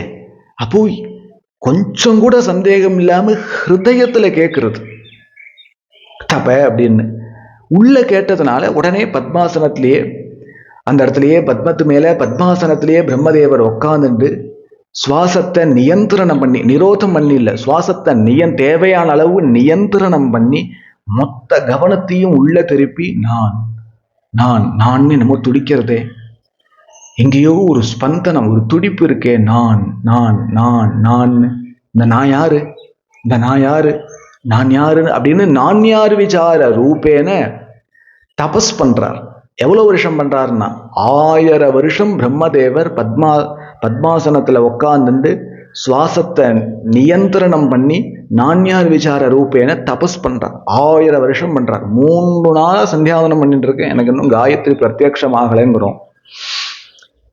நேற்றைய தினம்தான் குருமுகாத்து பகவன் நாம ஜபம் பண்ணலாம், அதுதான் இனிமே நம்ம லைஃப்னு தீர்மானிச்சிருப்போம். 2 வேளை தான் ஜபிச்சிருப்போம், 2500 தான் ஜபிச்சிருப்போம், இன்னும் பகவான் குருவாயூரப்பன் பிரத்யக்ஷமாகல அப்படிங்கிறோம். இப்பதான் ரமணாசிரமத்துக்கு போயிட்டு வந்து நான் யார் விசாரம் பண்ணலான்னு தோணி 2 நாளா பண்ணிருப்போம், அறகுறையா பண்ணிருப்போம், ரமண நிலை சித்திக்கலையே அப்படிங்கிறோம். அப்படி இல்லை, 1000 வருஷம் உழைக்கிறார். பகவான்கிற ரூபமே கவனிக்கணும். பகவான் எப்படி இருப்பார், பகவானுடைய ரூபம் என்ன, எதுவும் தெரியாது, எதுவும் தெரியாது. யாருன்னே தெரியாம ஏதோ ஒன்ன தேடுறார். தேடுறது சத்திய வஸ்துங்கிற அறிவு மாத்திரம் இருக்கு, சூன்யத்தை தேடல. அப்படி தபஸ் பண்ணிட்டு இருக்காரு. 1000 வருஷம் சாதனை பண்ணியும் யாரு தன்னை படைச்சாங்கிற உத்தரத்துக்கு கேள்விக்கு உத்தரம் கிடைக்கல, பதில் கிடைக்கல. கண்ணீரோட தபசு தோத்து போய் கண்ணீரோட பிரம்மதேவர் கண்ணை திறக்கிறார். முன்னாடி பார்த்தார் இல்லையா, எங்க பார்த்தாலும் இருட்டு, தான் பத்மத்துல உட்கார்ந்து இருக்கிறதெல்லாம் பார்த்தார் இல்லையா, இப்ப பார்க்கிறார் தான் உட்கார்ந்து இருக்கிற பத்மத்தை காணும். சுத்தி இருட்டு இல்லை, கோடி சூரிய பிரகாச ரூபேன ஒரு அதிசுந்தரமான அதிசயமான ஒரு உலகத்துல நிற்கிறார். உடனே பிரம்மதேவருக்கு புரிஞ்சுடுத்து, என்ன படைச்ச பிரபு நித்தியவாசம் பண்ற வைகுண்டத்திலேயாக்கும் இப்ப நின்று இருக்கோம் அப்படின்னு புரிஞ்சுடுத்து. உடனே என்ன படைச்சவன் எங்க அப்படின்னு அந்த பிரபுவை தேடுறார் பிரம்மா. அப்படி தேடின்னு இருக்கிற அந்த பிரம்மாவுக்கு முன்னாடி பட்டுன்னு பகவான் தரிசனம் கொடுத்தார். அந்த தரிசனம் எப்படி இருந்தது அப்படின்னா, முகேன லோகார்த்தி ஹரஸ்மிதேன பரிஸ்புரத் குண்டல மண்டிதேன சோனாயிதே நாதர பிம்பபாசா பிரத்யர்ஹயந்தம் சுனசே சுபர்வா. அந்த பிரம்மா கண்ணால பார்த்த அந்த காட்சி, அந்த பகவான் எப்படி தரிசனம் கொடுத்தார் அப்படின்னா, நீண்டு நிமிர்ந்து நிற்கிற மிக அழகான மூக்கு, வில் போல வளைந்த புருவம், நெத்தியில கஸ்தூரி திலகம், முத்து முத்தான பற்கள், கோவை பழம் போல சிவந்திருக்கிற உதடு, காதுகள்ல மகர குண்டலம், சிரசுல ஸ்வர்ணத்துல பகுவிதமான ரத்தனங்கள் பதிச்ச ஸ்வர்ணமயமான கிரீடம், வைஜெயந்தி மாலை, சீவத்சங்கிற மரு பீதாம்பரம் சர்வாலங்கார பூஷிதனாய், அது மாத்திரமில்ல சம்சாரத்துல தவிச்சுட்டு இருக்கிற வெந்து துன்பப்பட்டு இருக்கிற சமஸ்த ஜனங்களையும் கொஞ்சம் குளிர்விக்கிறது போல மந்தகாசத்தோடு கூட இந்த ரீதியில பகவான பிரத்யக்ஷமா பிரம்மதேவர் பார்க்கிறார். இப்படி ஒரு தரிசனத்தை பார்த்துட்டு யாரு மலை போல அசையாம அப்படியே நின்றுட முடியும்? பிரம்மதேவர் பட்டுன்னு பகவத் சரணத்துல விழுந்து நமோ நமகா நமோ நமகா ஜெய ஜெயா ஜெய ஜெகான்னு கோஷம் போடுறார். தன் சரணத்துல விழுந்திருக்கிற தனக்கு ரொம்ப பிரியமாகிய பிரம்மதேவரை, சுயம்புவான பிரம்மதேவரை தூக்கி பகவான் நாராயணன் கட்டிக்கிறாராம். பிரம்மதேவருடைய மேனி செலுத்துறது, கண்கள்ல கண்ணீர் வந்தது. தகாது பிரபோ தகாது, இவ்வளவு கிருப தகாது, இவ்வளவு தயால குணந்தா.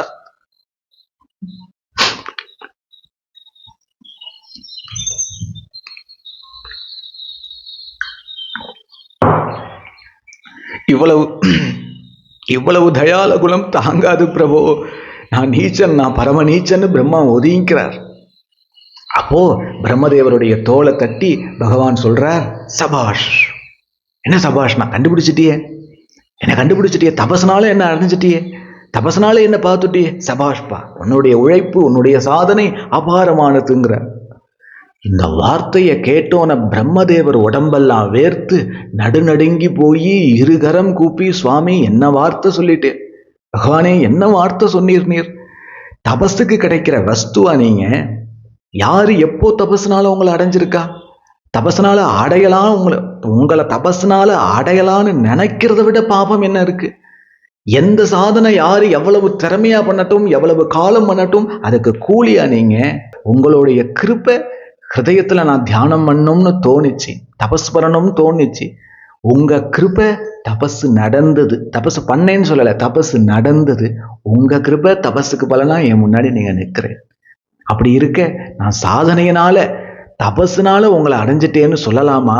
அப்படி சொல்லாதீங்கோ, இனி தாங்காதுன்னு சொல்ல சத்தியத்தை தெரிஞ்சுட்ட பிரம்மதேவரை பார்த்து சந்தோஷப்பட்டு புனகா கட்டிக்கிறாராம். அதுக்கப்புறம் பிரம்மதேவரை கொஞ்சம் சமாதானப்படுத்தி சமநிலைக்கு கொண்டு வந்து பகவான் சொல்றாராம், உலக சிருஷ்டி பண்ணணும் அப்படின்னு சங்கல்பத்தோடத்தான் உன்னை படைச்சேன், நீர் போய் உலக சிருஷ்டியை தொடங்கும் அப்படின்னுட்டார். மீண்டும் கையை கூப்பிண்டு தயங்கி நிற்கிறார் பிரம்மதேவர், குழந்தைய போல. அவர் தானே முதல் குழந்தை, உலகத்திலேயே அவர் தானே முதல் குழந்தை. அவர் கையை கூப்பி நிற்கிறார். என்னமோ ஒரு தயக்கத்தினாலதான் பிரம்மதேவர் நிற்கிறார்னு பகவானுக்கு தெரியாதா? அது என்ன தயக்கம்னு பிரம்மதேவர் சொல்லிதான் தெரியணுமா? தெரிஞ்சுட்டு இருக்கார். எதனால அந்த குழந்தை இன்னும் பிரம்மதேவர் போய் சிருஷ்டி காரியத்தை பண்ணாம தயங்கி நிற்கிறார் அப்படிங்கிறத பகவான் நாராயணன் தெரிஞ்சுட்டார். அது சொல்லிதான் தெரியணுமா என்ன? ஆனாலும் பகவான் கேட்கிறார், பிரம்மதேவரே என்ன விஷயம், என்ன தயக்கம், எதானாலும் சொல்லு அப்படின்னு கேட்கிறார். பிரம்மதேவர் சொல்றார், பகவானே எனக்கு எதுக்கு இந்த சிருஷ்டி கர்மா, எனக்கு எதுக்கு இந்த சிருஷ்டி கர்மா? ஏன்னா சிருஷ்டி பண்ணணுமானால் மாயையோடைய சகாயத்தினால தான் பண்ண முடியும். மாயையோ உங்களுடையது, உங்களிடத்துல இருந்து தான் அது கிளம்புனது, உங்களிடத்துல தான் அது நிற்கிறது. நாளைக்கு மாயை உங்களிடத்துல தான் லயமாக போறது. உங்க மாயையை பத்தி நீரே சொல்லியிருக்கீர். என்னன்னா மம மாயா துரத்தியா அப்படின்னு, ஞானிகளையும் மோகிப்பிக்க கூடிய மாயை அப்படின்னு சொல்லியிருக்கேன். அத்தகைய மாயையை வச்சுண்டு நான் உலக சிருஷ்டியை பண்ணேனானால் நான் பண்றேன், நான் அனுபவிக்கிறேன் அப்படிங்கிற கர்த்திருத்துவ போக்திருத்துவம் வந்துரும், அகங்காரம் அபிமானம் வந்துரும், இவ்வளவும் மாயையே கொடுத்துரும். இவ்வளவும் வந்துடுத்தானால் தேவரீரை நான் மறந்துடுவேன். மறந்துட்டு எனக்கு ஒரு கர்மாவா? எந்த கர்மாவாலையும் அடைய முடியாத வஸ்து என் கண்ணு முன்னாடி நிற்கும் போது அதை விட்டுட்டு மறுபடியும் அசத்து போல யாராவது கர்மா பண்ணுவாளா? எனக்கு பயமா இருக்கு. நான் உங்களை மறந்துடுவேன், உங்களை விட்டுட்டு போயிடுவேன் அப்படின்னு பயமா இருக்குன்னு கையை கூப்பிட்டு கண் கலங்கென்று குழந்தை போல பிரார்த்தனை பண்றார் பிரம்மா. உடனே பகவான் நியாயமான பிரச்சனமா இருக்கிறதுனால அதுக்கு தான் தீர்வு சொல்றார். எப்படி சொல்றாருன்னா, வீரியாது மத் அனுகிரகாத்து, ஒரு கடாட்சம் பண்றாராம் பகவான். எனக்கு பயமா இருக்கு, சம்சாரத்தை பார்த்து உலக வாழ்க்கையை பார்த்து எனக்கு பயமா இருக்கு, உம்மை மறந்துடுவேன்னு நான் பயப்படுறேன்னு சொல்லி நிற்கிற ஒரு ஜீவனாகிய பிரம்மாவை வீரியாது மத் அனுகிரகாது, ஒரு அனுகிரகம் பண்றாராம், ஒரு கடாட்சம் பண்றாராம் பகவான். அப்போ பகவான் என்ன கடாட்சம் பண்றார் அப்படின்னா, பகவானுடைய ஹிருதயத்திலிருந்து டைரக்டாக பிரம்மதேவருடைய ஹிருதயத்துக்கு ஆத்ம சாட்சா்கார நிலை, அந்த நிர்விகல்பமான அத்வைதமான நிலை டிரான்ஸ்ஃபர் ஆகுது. நீ இந்த சாதனையை நான் உனக்கு உபதேசம் பண்றேன், அப்புறம் நீ சாதனை பண்ணு, அப்புறம் அநேக ஜென்ம சம்சித்தகான்னு அநேக ஜென்மம் பூர்த்தியான பிறகு சமயத்துல நான் உன்னை ஞானி ஆக்குறேன், ஞானத்தை தரேன் அப்படின்னு சொல்லலை. பாகவதம் என்ன சொல்றதுன்னா, தேனே பிரம்ம ஹிருதாய ஆதிகவையே முஹ்யந்து எத் சூரையா அப்படிங்கிறது பாகவதம் சுஸ்பஷ்டமா சொல்றது. என்ன சொல்றதுன்னா, அனுகிரகத்தினால அந்த ஆத்ம சாட்சா்கார நிலையை கொடுத்தார் அப்படிங்கிறது. ஹிருதயம் டு ஹிருதயம் டிரான்ஸ்ஃபர் ஆகுது. அந்த அத்வைத ஆத்ம சாட்சா்கார நிலை, நிர்விகல்ப நிலை டிரான்ஸ்ஃபர் ஆயிடுது. அது மாத்திரம் ஆகல, பாகவதம் சொல்றது ரகசியம் தது அங்கம் ச அப்படிங்கிறது. இதுல ரகசியம் அங்கம் இந்த ரெண்டுத்துக்கும் 2-3 பெரிய வியாக்கியானம் பண்ணியிருக்கான். இடையில ஒரு புஸ்தகம் பார்க்கும்போது ரொம்ப ஆச்சரியமா இருந்தது. ரகசியம்ங்கிறதுக்கு அவ என்ன அர்த்தம் பண்றா, இப்போ பிரம்மதேவருக்கு கொடுத்த ஞான நிலைதான் ரகசியம், அதை கொடுத்துட்டார். அப்புறம் தத அங்கம், அதையும் அதுக்கு அங்கத்தையும் கொடுத்தேன் அப்படின்னு எதை சொல்றாருன்னா, அந்த ஞான நிலையை அடையறதுக்கு உண்டான பகுவிதமான சாதனா வித்தைகள் இருக்கு இல்லையா, அத்தனையும் கிருபையினால சேர்த்தே டிரான்ஸ்ஃபர் பண்ணிட்டாராம். ஞானத்தையும் கொடுத்து, அந்த ஞானத்தை அடைய வேண்டிய பலவிதமான உபாசனா மார்க்கத்தையும் கொடுத்து, அந்த உபாசனா மார்க்கத்திலேயே ரொம்ப சுலபமான நாராயணன் பகவானுடைய ஹிருதய சம்மதமான பாகவத தர்மத்தையும் விசேஷதா ஹிருதயம் டு ஹிருதயம் டிரான்ஸ்ஃபர் பண்ணிட்டார்.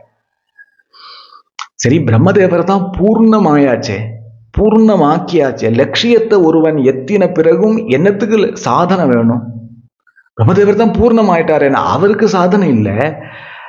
பிற்காலத்துல யாராவது உண்மையாக எனக்கு கிருஷ்ண பக்தி வேணும், ஞானம் வேணும்னு ஆசைப்பட்டு வந்தான்னா அவளுக்கு வழிகாட்டுறதுக்காக உபாசனா மார்க்கம், அதுதான் பாகவத தர்மம்ங்கிற உபாசனைய சொல்லியாச்சு. அப்புறமும் ஏன் நிறைய உபாசனா மார்க்கத்தை சொல்லியிருக்கார் பகவான்னா, இவா என்னென்ன உபாசனா மார்க்கத்தை தான் பயணிக்கணும்னு ஒரு விதி இருக்கு. 2 நாளா ரமணாசிரமம் போயிட்டு வந்தேன், நான் யார் விசாரம் பண்ணலான் இருக்கேன், எனக்கு எல்லாம் இன்டலெக்டா கரெக்டா இருக்கு அப்படின்னு ஒருத்தன் கிளம்பிடக்கூடாது. ஏன்னா அவனுக்கு உபாசனை நாம ஜபம், அதை பண்ணாதான் அவன் பூர்ணமாக முடியும். அதுதான் அவனுக்கு சிம்பிளா வரும். சில பேர் சொல்றான் நாம ஜபம் தான் இருக்கிறதுலயே சிம்பிளான மார்க்கம். அப்படிலாம் ஒன்றும் இல்லை.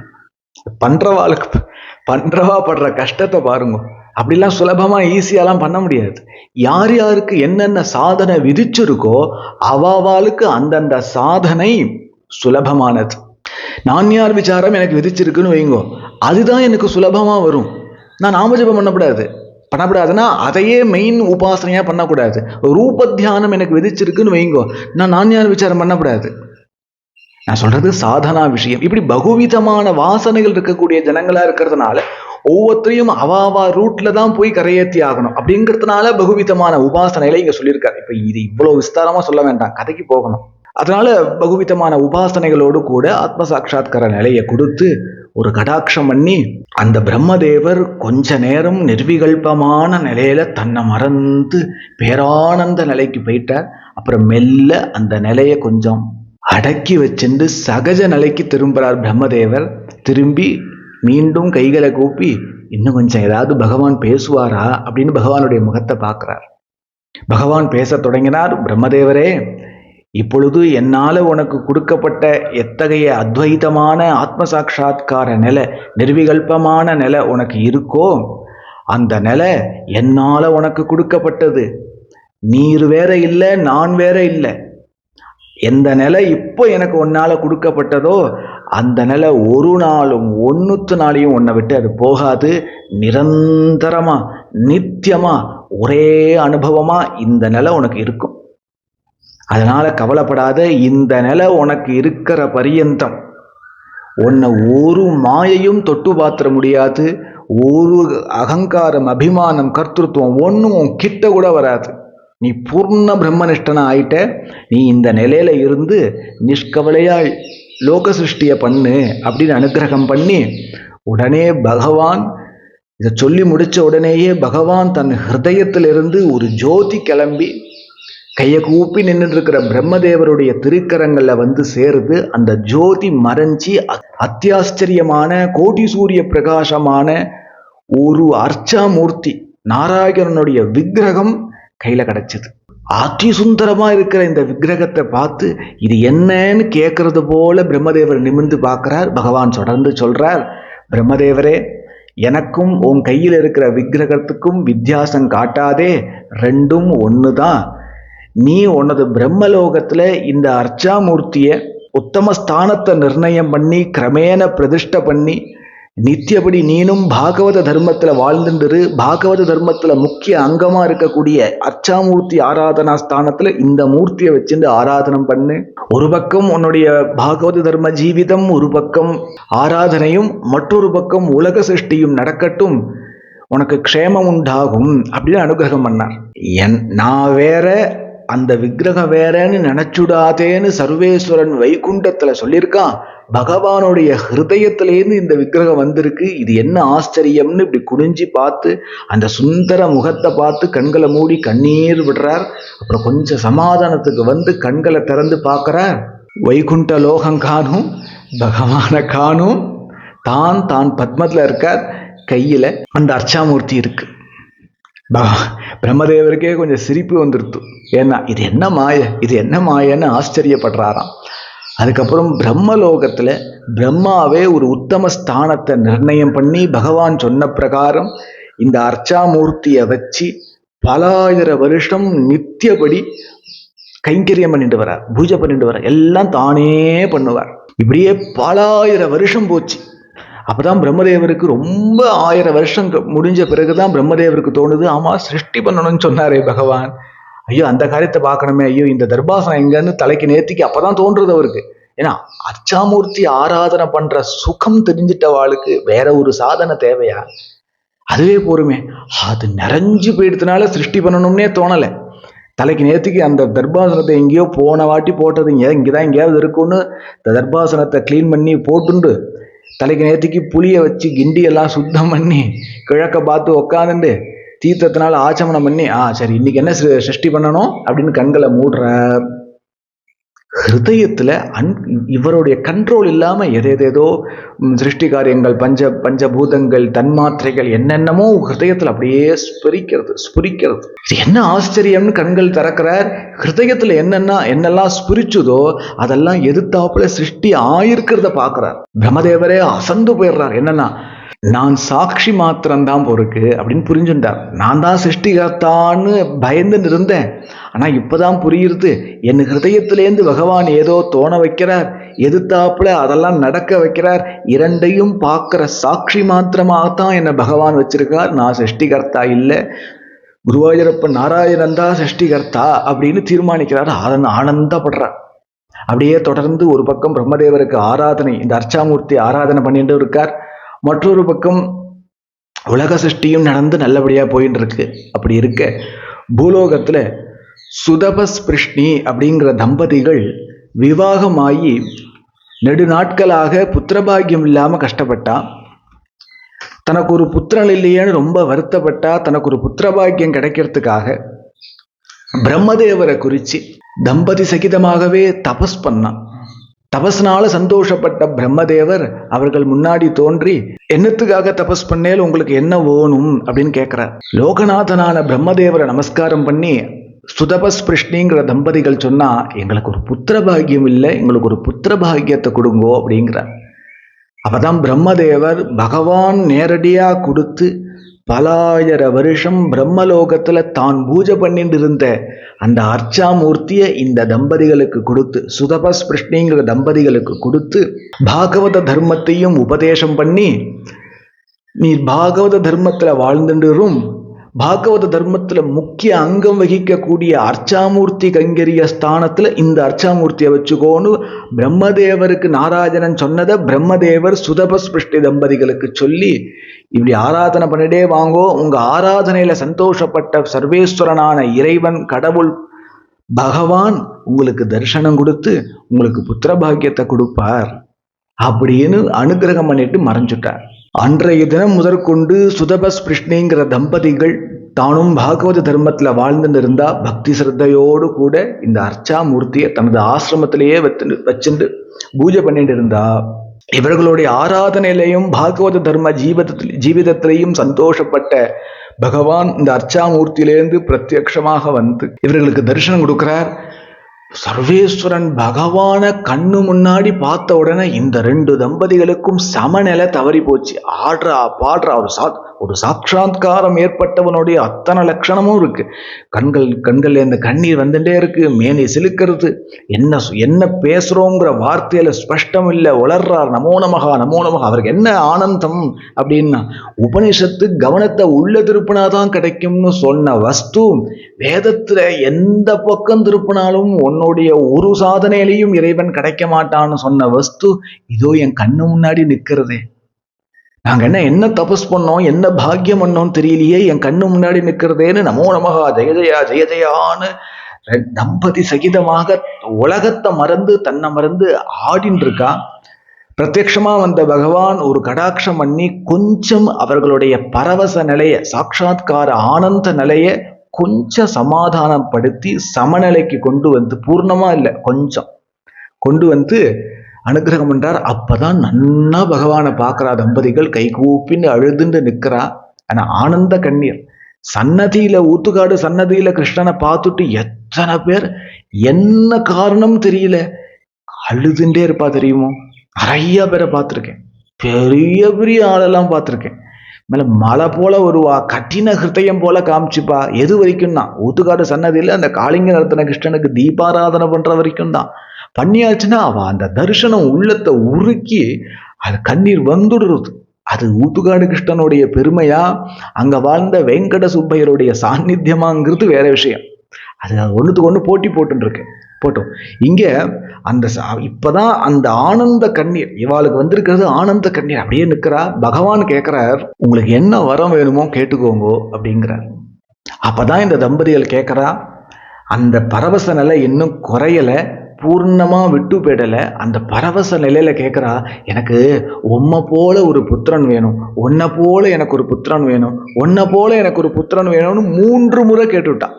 அந்த பேரானந்த நிலையில பரவசப்பட்டு கேட்டுட்டான். உடனே பகவான் மந்தகாசம் பண்ணிட்டு அவள் இடத்துல சொல்றார், என்ன போல புத்திரன் வேணும்னு கேட்டேல், எனக்கு ஒப்பாரும் மிக்காரும் இல்லை, எனக்கு நிகர் நான் ஒருவனே, அதனால நானே உங்களுக்கு இப்பிறவியில புத்திரனாக வரேன். மேலும் என்ன சொன்னேன், 2 முறை 3 முறை வரேன் கேட்டுட்டேன், இப்போ ஒரு முறை வந்துடுறேன், இதுக்கப்புறமும் இன்னும் உங்களுக்கு 2 பிறவி உண்டு, அந்த 2 பிறவியிலையும் உங்களுக்கு நான் புத்திரனா வரேன் அப்படின்னு அனுகிரகம் பண்ணி மறைஞ்சுட்டார். இந்த சுதபஸ் பிருஷ்ணிங்கிற தம்பதிகளுக்குத்தான் பிருஷ்ணி கர்ப்பன் அப்படிங்கிற பெயரோட குருவாயூரப்பன் பிறந்தான். 3 முறை பிறப்பான்னு சொன்னா இது முதல் முறை பிறந்தாச்சு. இந்த இடத்துல ஒரு விஷயம் கவனிக்கணும். இப்போ ரெடிமேடாக அச்சடிச்சு வச்சிருக்கிற ஸ்தல புராணங்கள் எல்லா இடத்துலயும் புஸ்தகமா கிடைக்குது இல்லையா, அது மாத்திரம்தான் பூர்ணமான ஸ்தல புராணம் அப்படின்னு சொல்றதுக்கு இல்லை. உதாரணத்துக்கு சொல்றேன், ஏதாவது உதாரணம் சொல்றோம் இல்லையா, அதுக்காக எடுத்துக்கிறேன். ஸ்ரீரங்கத்துடைய ஸ்தல புராணம்னு அச்சடிச்சு வச்ச புஸ்தகங்கள் நிறைய கிடைக்கிறது இல்லையா, எந்த லாங்குவேஜ்ல இருக்கட்டும், அதை பத்தி இல்லை. அவ்வளவுதான் அந்த ஸ்ரீரங்க க்ஷேத்திரத்துடைய ஸ்தல புராணம்னு நினைச்சிடக்கூடாது. பகவான் வெளிப்படுத்தினது அவ்வளவுதான், சத்தியம் அங்கதான் இருக்கு. பகவான் வெளிப்படுத்தினது அவ்வளவுதான். வெளிப்படுத்தாத ஏதாவது சில பாகங்களை ஹிருதயத்துல பாதுகாப்பா வச்சிருக்கலாம், ரகசியமா வச்சிருக்கலாம் ரங்கநாதன், நமக்கு தெரியாது. அது என்ன காரணத்தினால வச்சிருக்கான்னு நமக்கு தெரியாது, அது பகவானுக்கு தான் தெரியும். இதை ஜனங்களுக்கு வெளியிட்டுட வேண்டான்னு வச்சிருக்கலாம். இல்ல பின்னாடி பிற்காலத்துல ஏதாவது மகாத்மாக்கள் ஹரிதாசர்கள் வந்தா அவா ரூபேன்னு இதை பிரகாசப்படுத்தலாம்னு வச்சிருக்கலாம், என்ன காரணமோ. ஆனா அப்படி சில ஒரு ஹிடன் சரித்திரம் பகவான்கிட்ட இருக்கு. அது எல்லா க்ஷேத்திரத்துக்கும் உண்டுன்னு சொல்லலை. இப்போ ஊர்த்துக்காடு, ஸ்ரீரங்கம் போன்ற ரொம்ப ரேரான சில க்ஷேத்திரங்கள் ஸ்தல புராணங்கள் வெளியில வரல. சில இது மாத்திரம் கிடைச்சிருக்கிற ஸ்தல புராணத்துல சில பகுதி ஹைடா இருக்கும், அது ரகசியமா இருக்கும். இப்போ இங்க கவனிங்கோ, இந்த சுதபஸ் பிருஷ்டி தம்பதிகள் ஆராதனை பண்ணி அவளுக்கு பிருஷ்டி கர்ப்பன்னு குருவாயூரப்பன் பிறந்துட்டான். இவர்களுடைய காலத்துக்கு பிறகு இந்த அர்ச்சாமூர்த்தி இவர்கள் பிரம்மா கொடுத்து இந்த சுதபஸ் பிருஷ்டி தம்பதிகள் ஆராதனை பண்ணிருந்த மூர்த்தி இந்த தம்பதிகளுக்கு பிறகு எத்தனை காலம் எந்த பக்தரிடத்துல இருந்தார் அப்படிங்கிற குறிப்பு நமக்கு கிடைக்கல. அது ரகசியமா பகவான் வச்சுட்டு இருக்கார், இன்னும் லோக ஜனங்களுக்கு கொடுப்பானானும் தெரியல.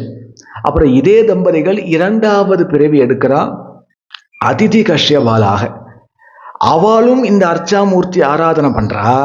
அவளுக்கு வாமனமூர்த்தியாக குருவாயூரப்பன் அவதாரம் பண்றார்.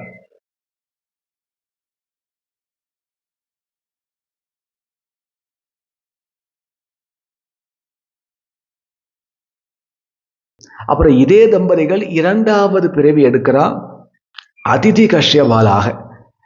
அவளும் இந்த அர்ச்சாமூர்த்தி ஆராதனை பண்றா. அவளுக்கு வாமனமூர்த்தியாக குருவாயூரப்பன் அவதாரம் பண்றார். இந்த தம்பதிகளுக்கு பிறகு மீண்டும் இவர்கள் ஆராதனை பண்ண இந்த அர்ச்சாமூர்த்தி எந்த பக்தரிடத்துல இருந்தார், அந்த பக்தர் எப்படியெல்லாம் பூஜை பண்ணார் அப்படிங்கிற குறிப்பெல்லாம் நமக்கு கிடைக்கல, ரகசியமா வச்சுட்டு இருக்கார். இந்த தம்பதிகள் மூன்றாவது பிறவி எடுக்கிறா தேவகி வசுதேவராக. தேவகி வசுதேவராக மூன்றாவது பிறவி கிடைச்சி மதுரால இந்த ஆராதனா இந்த நாராயணன் இந்த விக்கிரகத்தை பூஜை பண்ணியிருக்கா. அப்பொழுது அந்த விக்கிரகத்துக்கு அர்ச்சாமூர்த்திக்கு ஆதிகேசவன்னு பேரு. மதுரால அப்படி ஒரு சன்னதி இருந்தது. தேவகி வசுதேவர் கையினால பூஜை பண்ணியிருக்கா. அந்த தம்பதிகளுக்கு கிருஷ்ணஸ்து பகவான் ஸ்வயன்னு சாக்ஷாத் கிருஷ்ணன் வந்து பிறந்தான். அதுக்கப்புறம் கிருஷ்ணன் தலையெடுத்து மதுராதிபதி ஆகி துவாரகா நகரை சிருஷ்டி பண்ணி துவாரகைக்கு போகும்பொழுது தன் அம்மா அப்பாவையும் கூட்டுண்டு இந்த அர்ச்சாமூர்த்தியும் எடுத்துண்டு இன்னும் அநேக ஜனங்களோட தான் துவாரகைக்கு போறான். அங்க துவாரகையில அத்தியாச்சரியமான சன்னதி கிருஷ்ணனே நிர்மாணம் பண்ணி ரிஷி மூலமாக அங்க சில ரிஷிகள் மூலமாக இந்த அர்ச்சாமூர்த்தியை பிரதிஷ்டை பண்ண வச்சு நித்தியபடி தேவகி வசுதேவர் துவாரகையிலையும் கைங்கரியம் பண்ணிட்டு இருக்கா. இடையில பல நாட்கள் பல மாதங்கள் அங்க தங்கும் பொழுது பகவான் கிருஷ்ணனே திருக்கரங்களால தொட்டு இந்த அர்ச்சாமூர்த்தியை பூஜை பண்ணியிருக்க. அதுக்கப்புறம் முக்கிய அவதார காரியமா இருக்கக்கூடிய மகாபாரத போர், மகாபாரதத்துக்கு போய் அர்ஜுனனுக்கு சாரதியா இருந்து பார்த்த சாரதியா இருந்து பாரத யுத்தத்தை பூர்த்தியாக்கி தர்மபுத்திரரை பட்டாபிஷேகம் பண்ணி புனகா துவாரகைக்கு வரார்.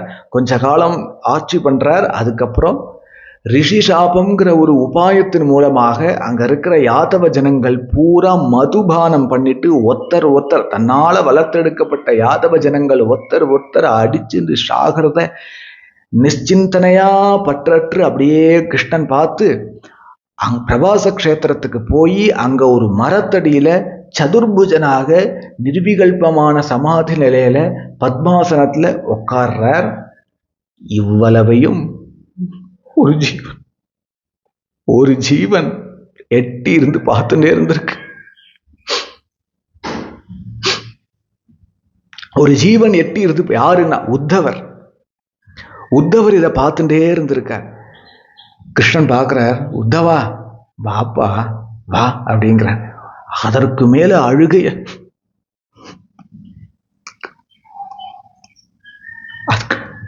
அதுக்கப்புறம் அழுகையை அடக்கி வச்சுக்க முடியல. பிரபோன்னு கிருஷ்ணச்சரணத்துல விழுந்து உத்தவர் சேவிக்கிறார். கிருஷ்ணா கிருஷ்ணா துவாரகாதீசா, ஹே பார்த்தசாரதே, என்னை விட்டுட்டு போறியா? கிருஷ்ணா என்னை விட்டுட்டு போறியா? பிறந்ததுலேருந்து ஆரம்பிச்சு உன்னை நான் மறந்ததே இல்லப்பா. எப்பவும் உன் நாமத்தையே சொல்லிண்டு உன் கதையவே கேட்டுண்டு உன்னையே நினைச்சுட்டு வாழ்ந்துட்டு இருந்தேப்பா சிறு வயசுல. அதுக்கப்புறம் நீ மதுராதிபதியா வந்த பிறகு இந்த அசத்தை கூட்டுண்டு உன் பக்கத்துல வச்சுட்டு மந்திரின்னு ஸ்தானம் கொடுத்து வச்சிருந்தாய். எங்க போனாலும் உன் கூடயே தானே இருப்பேன். மந்திரியா இருந்து நான் என்ன பண்ணேன் அப்படின்னா, மந்திரியா இருந்து என்ன பண்ணேன்? பிரதிக்ஷண அனுகிரக வர்த்தமானம்னு ஒவ்வொரு செகண்டும் உன் கிருப்பைய பார்த்துட்டு இருந்தேன். ஓம் கிருப்பைன்னு சதானி பண்ற கிருப்பைய அல்லவா பார்த்துட்டு இருந்தேன். உலக மாயையிலேருந்து தப்பிக்கிறதுக்கு நீ கலட்டி போட்ட உடுத்தி கலந்தன் என் பீதக வாடேன்னு சொல்ற மாதிரி நீ கிளச்சி போட்ட வஸ்திரத்தை தானப்பா நான் சாத்தின்றேன். நீ கிளட்டி வச்ச பூமாலை அல்லப்பா நான் சாத்தின்றேன். நீ சாப்பிட்டுட்டு மிச்சம் வச்சிருக்கிற ஆகாரத்தல்லப்பா நான் எடுத்துட்டேன்.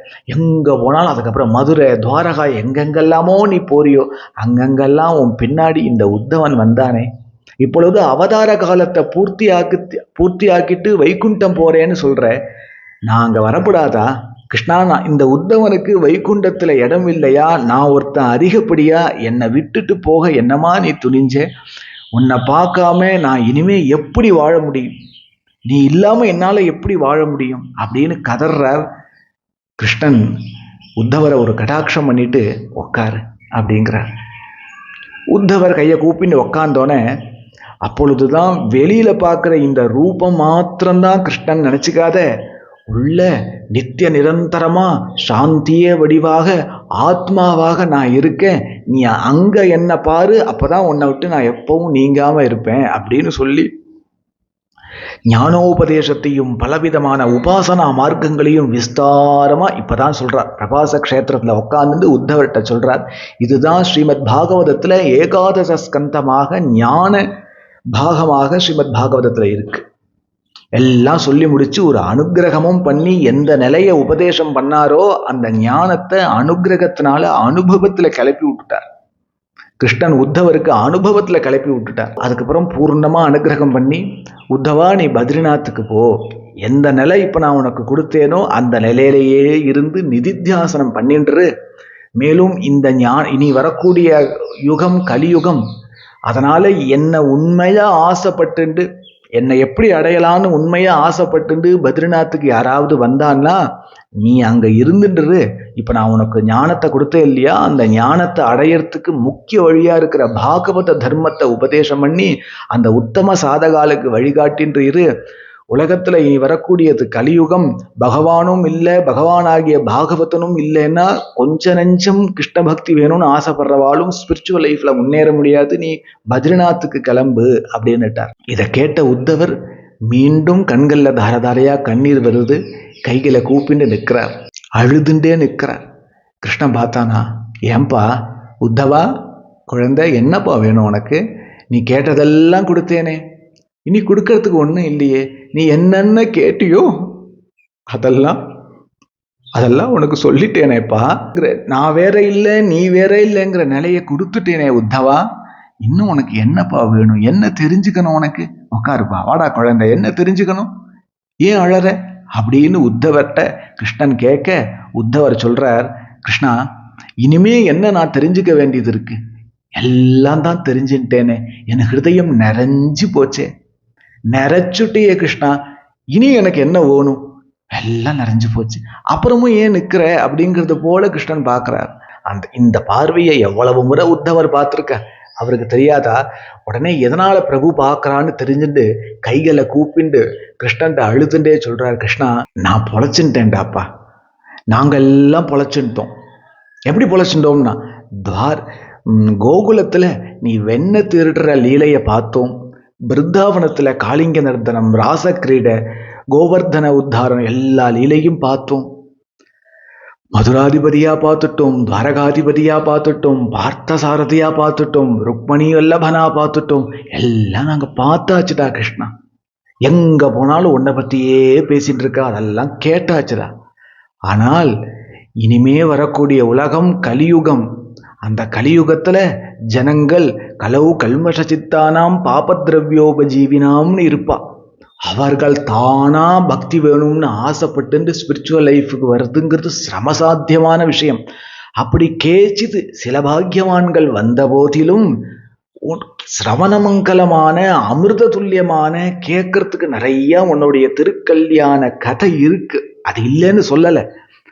இந்த ரூபத்தை பார்க்க முடியாது, இந்த சுந்தரமான ரூபத்தை இப்ப நீ மறைச்சிட்டு வைகுண்டம் போயிட போறியே, இந்த ரூபத்தை பார்த்ததுனால அல்லவோ சிரமம் இல்லாம நாங்க பூர்ணமானோம், எங்களுக்கு கிடைச்ச அந்த பாக்கியம் இனி கலியுக ஜனங்களுக்கும் கிடைக்க வேண்டாமாங்கிறார். கிருஷ்ணனே அசந்து போறாராம். ஏன்னா என்னத்தான் சொல்லு, இந்த குணம் சாதுக்களுக்கு தான் வரும், அவ பூர்ண நிலையில இருக்கா, அவளை பொறுத்த வரைக்கும் அஜ்ஞானியே இல்லை, அவளை பொறுத்த வரைக்கும் அவ அனுபவத்துல உலகமே இல்லை, துவைத்தமே இல்லை, அந்த நிர்விகல்பமான அத்வைதமான நிலையில இருக்கா, குறையே இல்லை.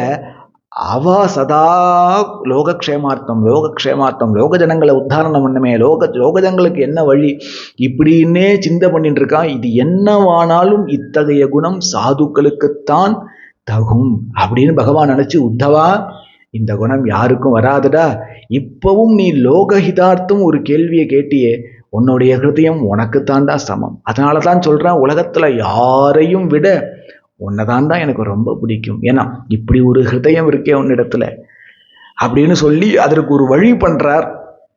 உத்தவா ரிஷிகள் எல்லாம் நான் வைகுண்டம் வரணும்னு எல்லாம் காத்துட்டு இருக்கா, அவர்கள் முன்னாடி இந்த திவ்ய திருமேனியை மறைச்சிண்டு வைகுண்டம் போறது போல காமிச்சிட்டு 3 இடத்துல கலியுகம் பூரா நான் வாசம் பண்றேன் அப்படிங்கிறார்.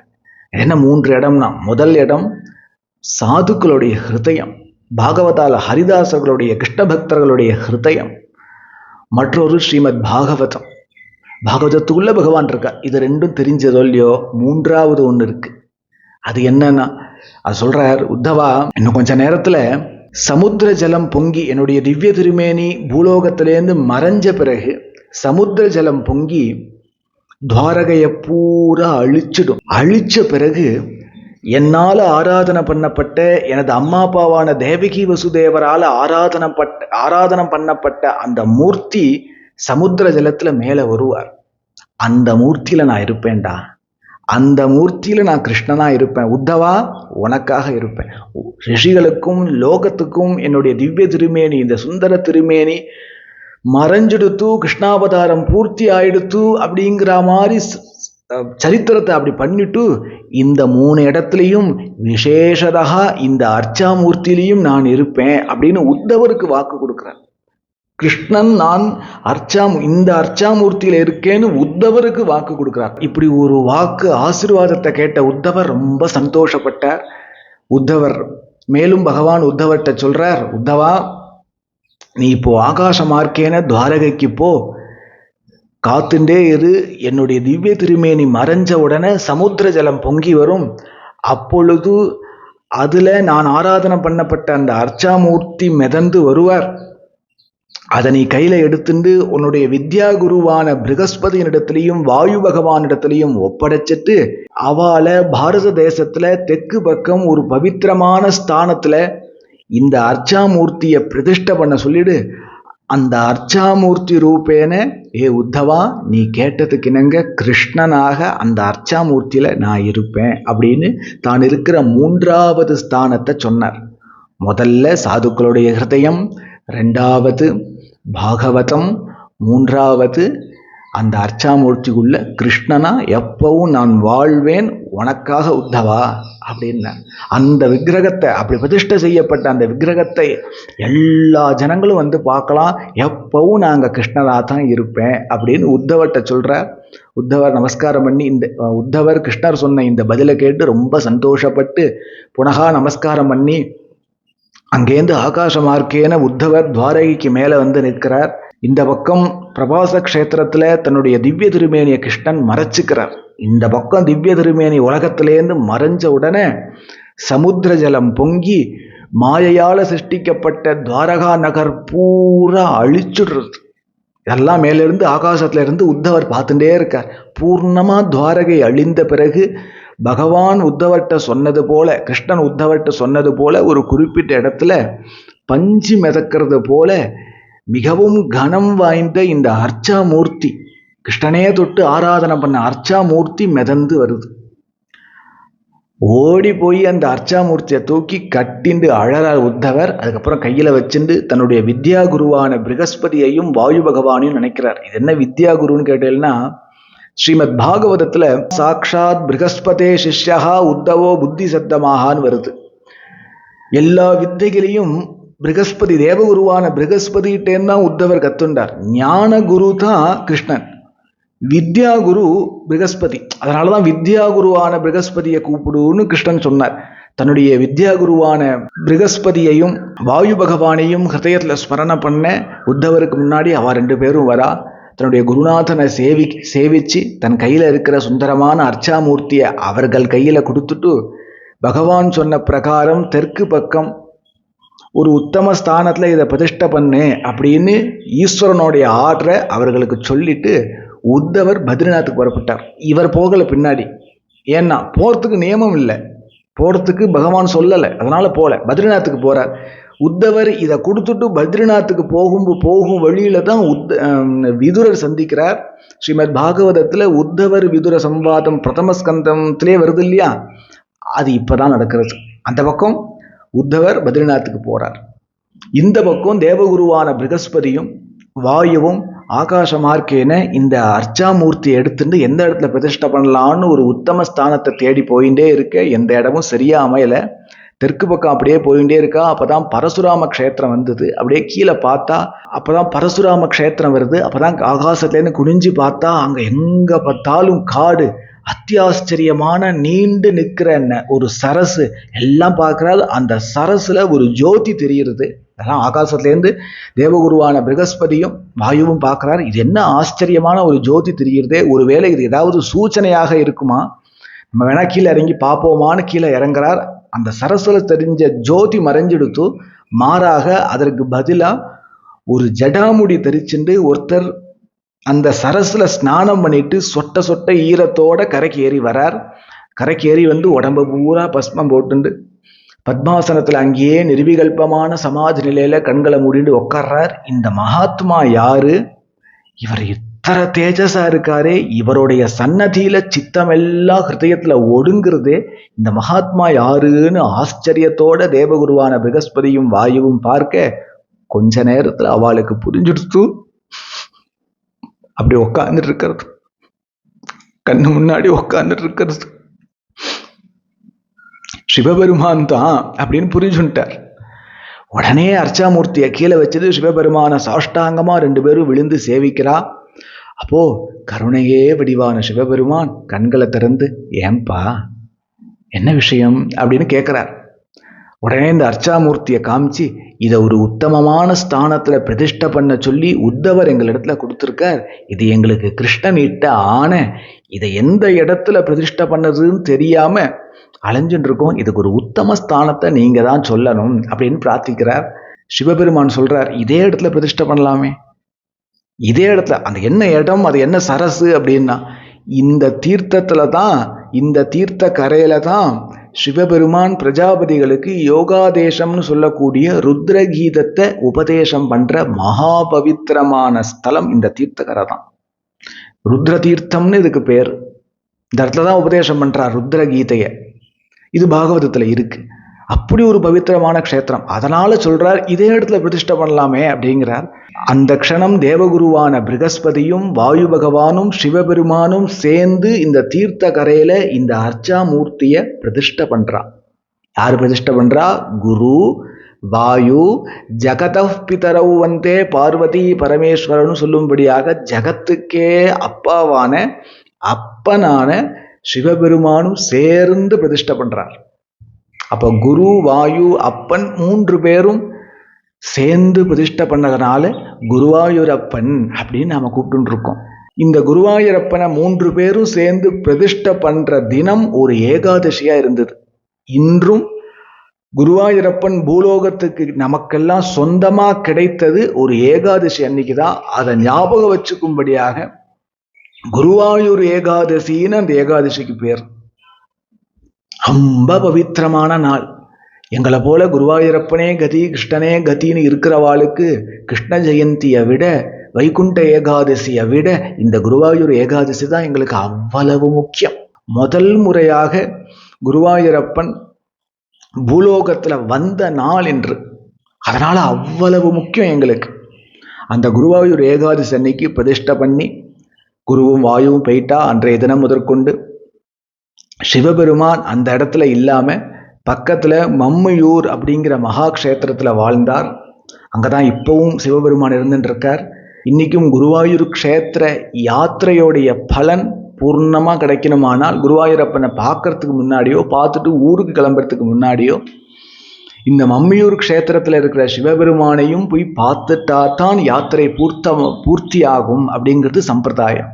ஏன்னா நமக்கு கொடுத்தாரு இல்லையா சிவபெருமான், குருவாயூரப்பனை நமக்கு கொடுத்தாரு. ஏன்னா குருவும் வாயுவும் வந்து கேட்கும்போது, அப்படியா என்கிட்ட கொடுத்துரும், நான் கைலாசத்துல ஒரு 10,000 வருஷம் வச்சுன்னு பூஜை பண்ணிட்டு அப்புறம் நானே நல்ல இடத்த பார்த்து பிரதிஷ்டை பண்றேன், நீங்க நிறைய கட்டுங்கன்னு சொல்லியிருக்கலாம் இல்லையா.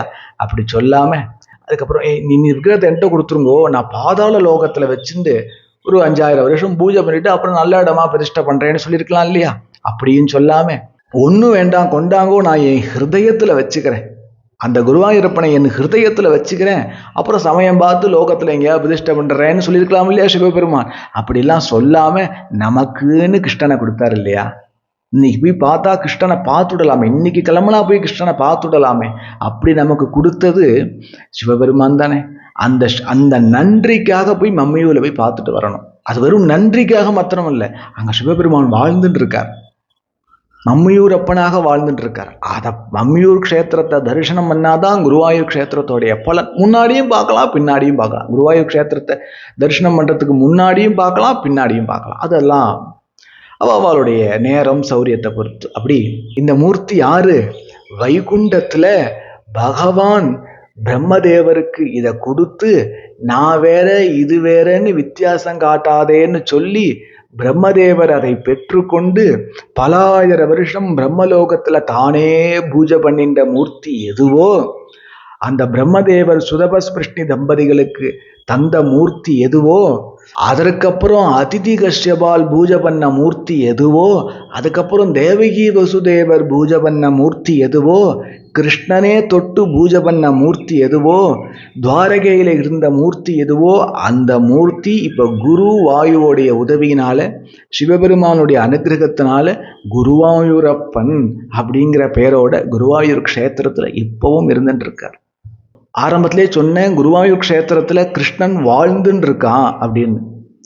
அதுக்கு என்ன காரணம் அப்படின்னா, உத்தவர் ஆசைப்பட்டார், அவருக்கு அனுகிரகம் பண்ண பிரகாரம் கிருஷ்ணனா இங்க குருவாயூர்ல வாழ்ந்துட்டு இருக்கார்.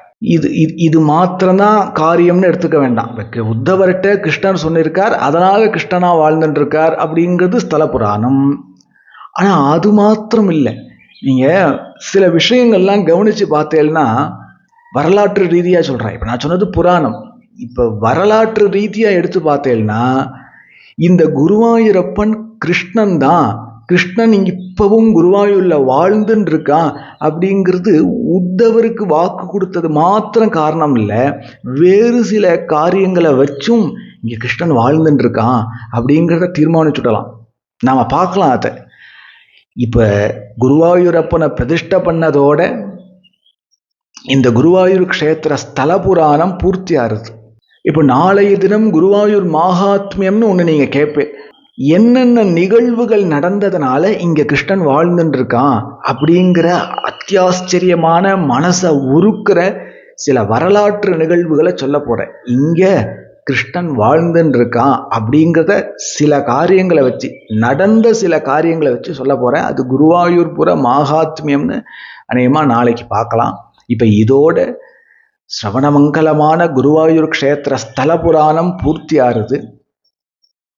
இந்த குருவாயூர் க்ஷேத்திர ஸ்தல புராணத்தை திரும்ப திரும்ப திரும்ப ஆத்துல யார் ஏகாந்தமா உட்கார்ந்துட்டு பக்தி சிரத்தையோட சிரவணம் பண்ணிட்டு இருக்காளோ அவர்களுக்கெல்லாம் கிருஷ்ண பக்தி உண்டாகும். இந்த குருவாயூர் க்ஷேத்திர ஸ்தல புராணம் எங்கெல்லாம் ஒலிக்கப்படுகிறதோ அங்கெல்லாம் சமஸ்த மங்களமும் உண்டாகும், சர்வ ஐஸ்வர்யமும் உண்டாகும். இந்த குருவாயூர் க்ஷேத்திர ஸ்தல புராணம்ங்கிற பிரவச்சனத்தை எனக்கு எல்லாமுமான என் தெய்வம் கிருஷ்ணன் குருவாயூரப்பனுடைய சரணத்திலேயே சமர்ப்பிச்சுக்கிறேன். நாளைக்கு குருவாயூர் மகாத்மியம் பார்ப்போம். சத்குருநாத் மகாராஜ் கி ஜெய். கோபிகா ஜீவனஸ்மரணம். கோவிந்தா கோவிந்தா. கிருஷ்ணா குருவாயூரப்பா, கிருஷ்ணா குருவாயூரப்பா, கிருஷ்ணா குருவாயூரப்பா. सद्गुरुनाथ महाराज की जय. गोपिका जीवन स्मरणम. गोविंदा गोविंदा.